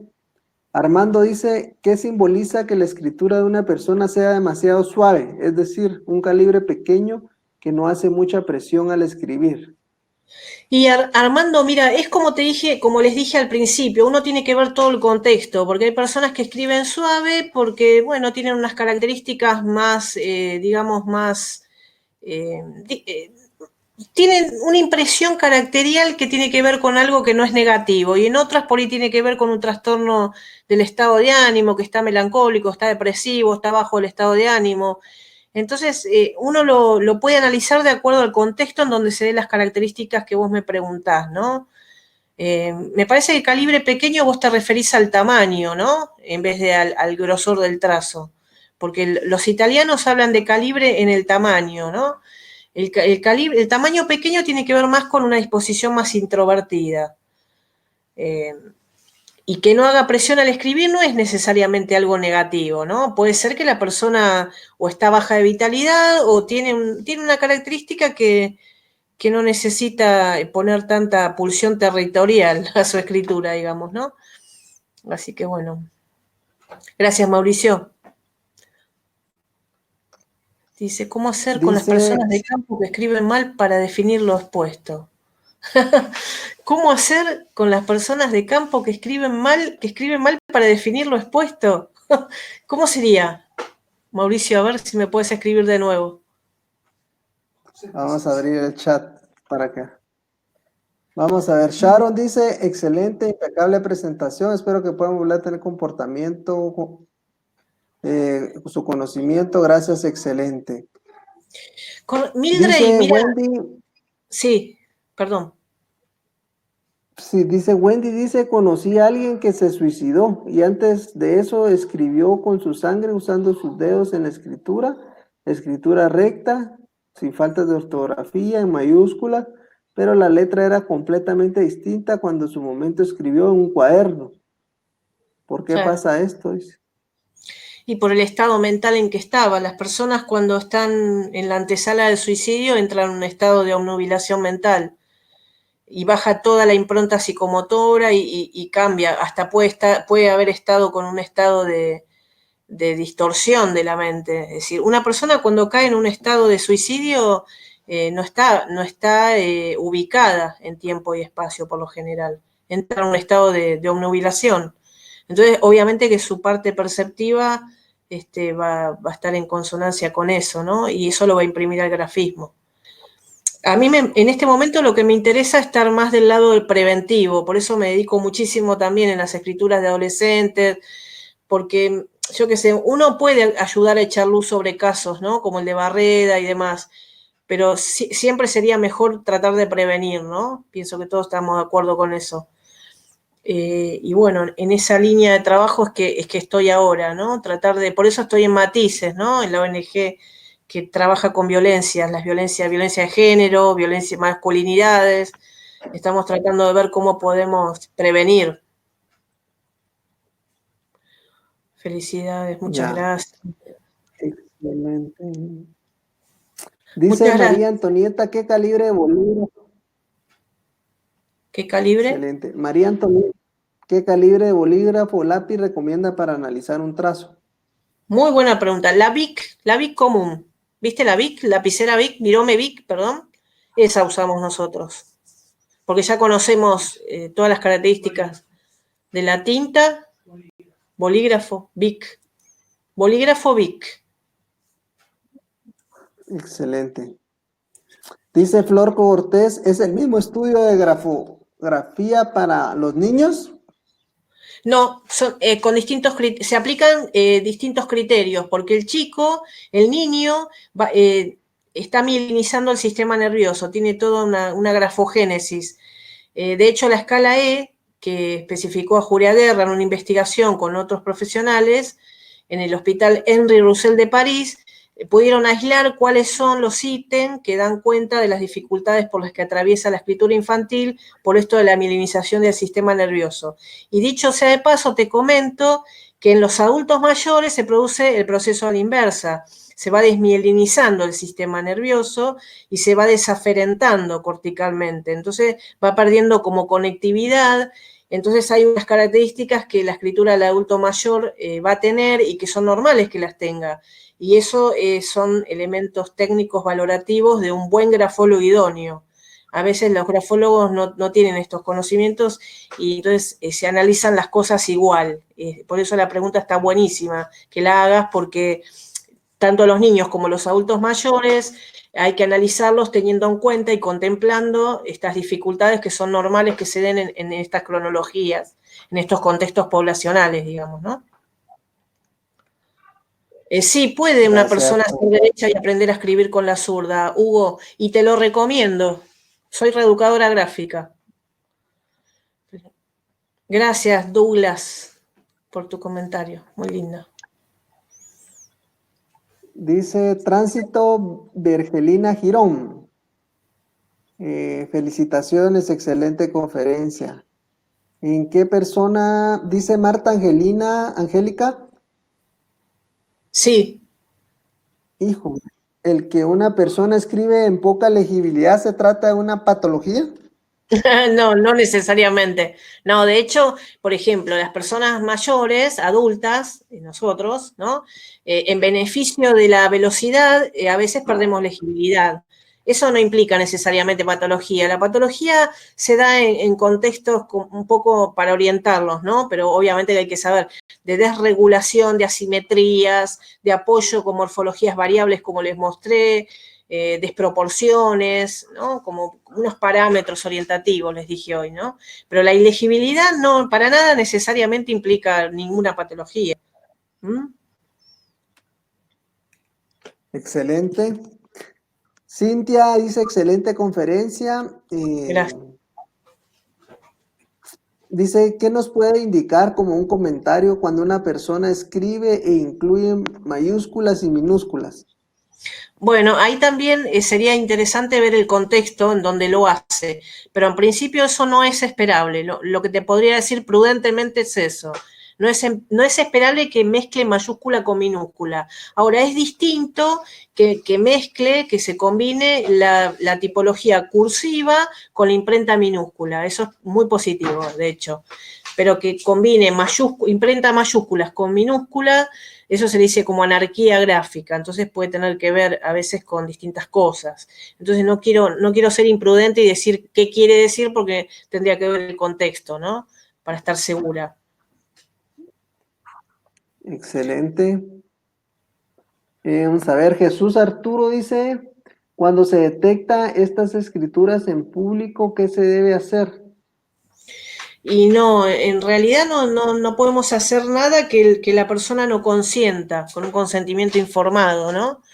Por eso públicamente uno nunca debe decirle a la persona y exponerla, digamos, públicamente.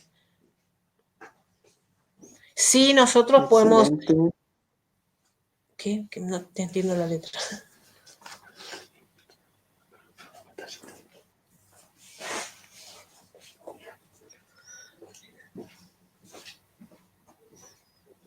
Dice Suseli Soto, excelente ponencia. Siempre tiene un trastorno la persona que mezcla letra cursiva y letra de molde. Esta es otra variación. Eso no, para nada, al contrario. La letra cursiva con la imprenta minúscula suele ser muy positiva porque tiene que ver con personas que tienen bastante agilidad mental, recursos intelectuales evolucionados. Suele ser muy positivo ese tipo de combinación, en principio, después hay que ver, ¿no? Acá Claudia me pregunta cómo valora el proceso de transición o recuperación de una esquizofrenia a través de los trazos. Se puede evaluar, Claudia, se puede evaluar muy bien eso, porque nosotros vamos siguiendo estos criterios que te comentaba antes, ¿no? Evolutivos, funcionales, ¿no? ¿Qué defensas operan, de qué forma las instrumenta la persona? ¿Qué nivel de proporcionalidad? ¿Qué nivel de regulación emocional y afectiva? ¿Qué nivel de perceptivo y de cohesión psíquica le imprime a la escritura? Entonces, hay muchos puntos técnicos que son absolutamente para valorar, digamos, ¿no? Así que se puede rehacer eso. Y muy bien, con mucho éxito. Gracias, Heidi. Gracias, profesora. Romy dice, brillante, si cambio mi escritura, o sea, brillante la conferencia, pero hay una pregunta, dice, si cambio mi escritura, eso indica que cambie, pero por ejemplo, yo tengo un problema en el túnel del carpo y modificado la letra terriblemente y no por eso tengo algún padecimiento. Si alguien Claro, analiza mi grafología al azar, claro, por ¿podría dar supuesto. un diagnóstico erróneo? No, porque el grafólogo lo primero que te tiene que preguntar cuando vos vas a hacerte un protocolo grafológico, a instrumentar un protocolo grafológico, es tu estado de salud, el estado de tus miembros, ¿no? De tus brazos, de tus manos, tu estado neuromuscular, si tenés alguna patología muscular, artritis, fibromialgia, evalúa todo eso el grafólogo primero, ¿no? Incluso hasta ingesta de medicaciones, porque por ejemplo los antihipertensivos bajan los niveles de serotonina, entonces bajan el estado de ánimo. Hasta eso, chicos, baja el estado de ánimo la persona. El antihipertensivo le baja la serotonina. Entonces, hay mucha, por ejemplo, hay muchas medicaciones que inciden directamente sobre la impronta neurológica, ¿no? Y hacen síndromes secundarios, por ejemplo, parkinsonismo, acinesia, acaticia, que es un síndrome de inquietud motora. Hay algunas deshabituaciones, algunas drogas que también producen efectos secundarios. Por ejemplo, personas que durante muchísimo tiempo han tomado benzodiazepina, ribotril, lexotanil, esas drogas, cuando se deshabitúan, que las dejan de tomar, produce todo un síndrome igual al que por el que lo empezó a tomar, que por ejemplo esos síndromes de ansiedad, de inquietud, estos síndromes de acaticia que les decía antes, ¿no? Que son de inquietud motora. Y algunos antipsicóticos también producen acaticia o acinesia, porque bloquean el movimiento, porque justamente inhiben la respuesta a la dopamina, porque la esquizofrénica lo que se da es un exceso de dopamina. Entonces, bueno, les dan medicaciones que de alguna manera se la disminuyen notablemente, entonces el trazo se empieza a modificar. Eso me encargué personalmente de investigarlo porque no teníamos nada sobre eso, los grafólogos, estábamos muy huérfanos de eso. Y bueno, en eso estamos también, siguiendo investigando el tema de las medicaciones, de las drogas, ¿no? Muchas gracias a todos Excelente. por sus comentarios. Jesús Arturo de la Cruz, muy buena conferencia, saludos desde Perú. Jonathan Paqui desde el Ecuador indica, ¿la caligrafía define siempre la personalidad de un individuo? Sí, absolutamente. Es así, tu escritura te define, para bien o para mal. Ah, bueno. Muchas, muchas gracias, profesora. Hemos llegado al final de los comentarios, preguntas. La verdad, para mí ha sido un gusto, fue una excelente ponencia. Muy agradecido por estar el día de hoy con nosotros. Quiero desearles feliz noche a todos los que participaron en esta conferencia y espero que estés con nosotros en una nueva conferencia, profesora. Me despido de todos y te dejo en el uso de la palabra para que te despidas de tus alumnos. Muy feliz noche.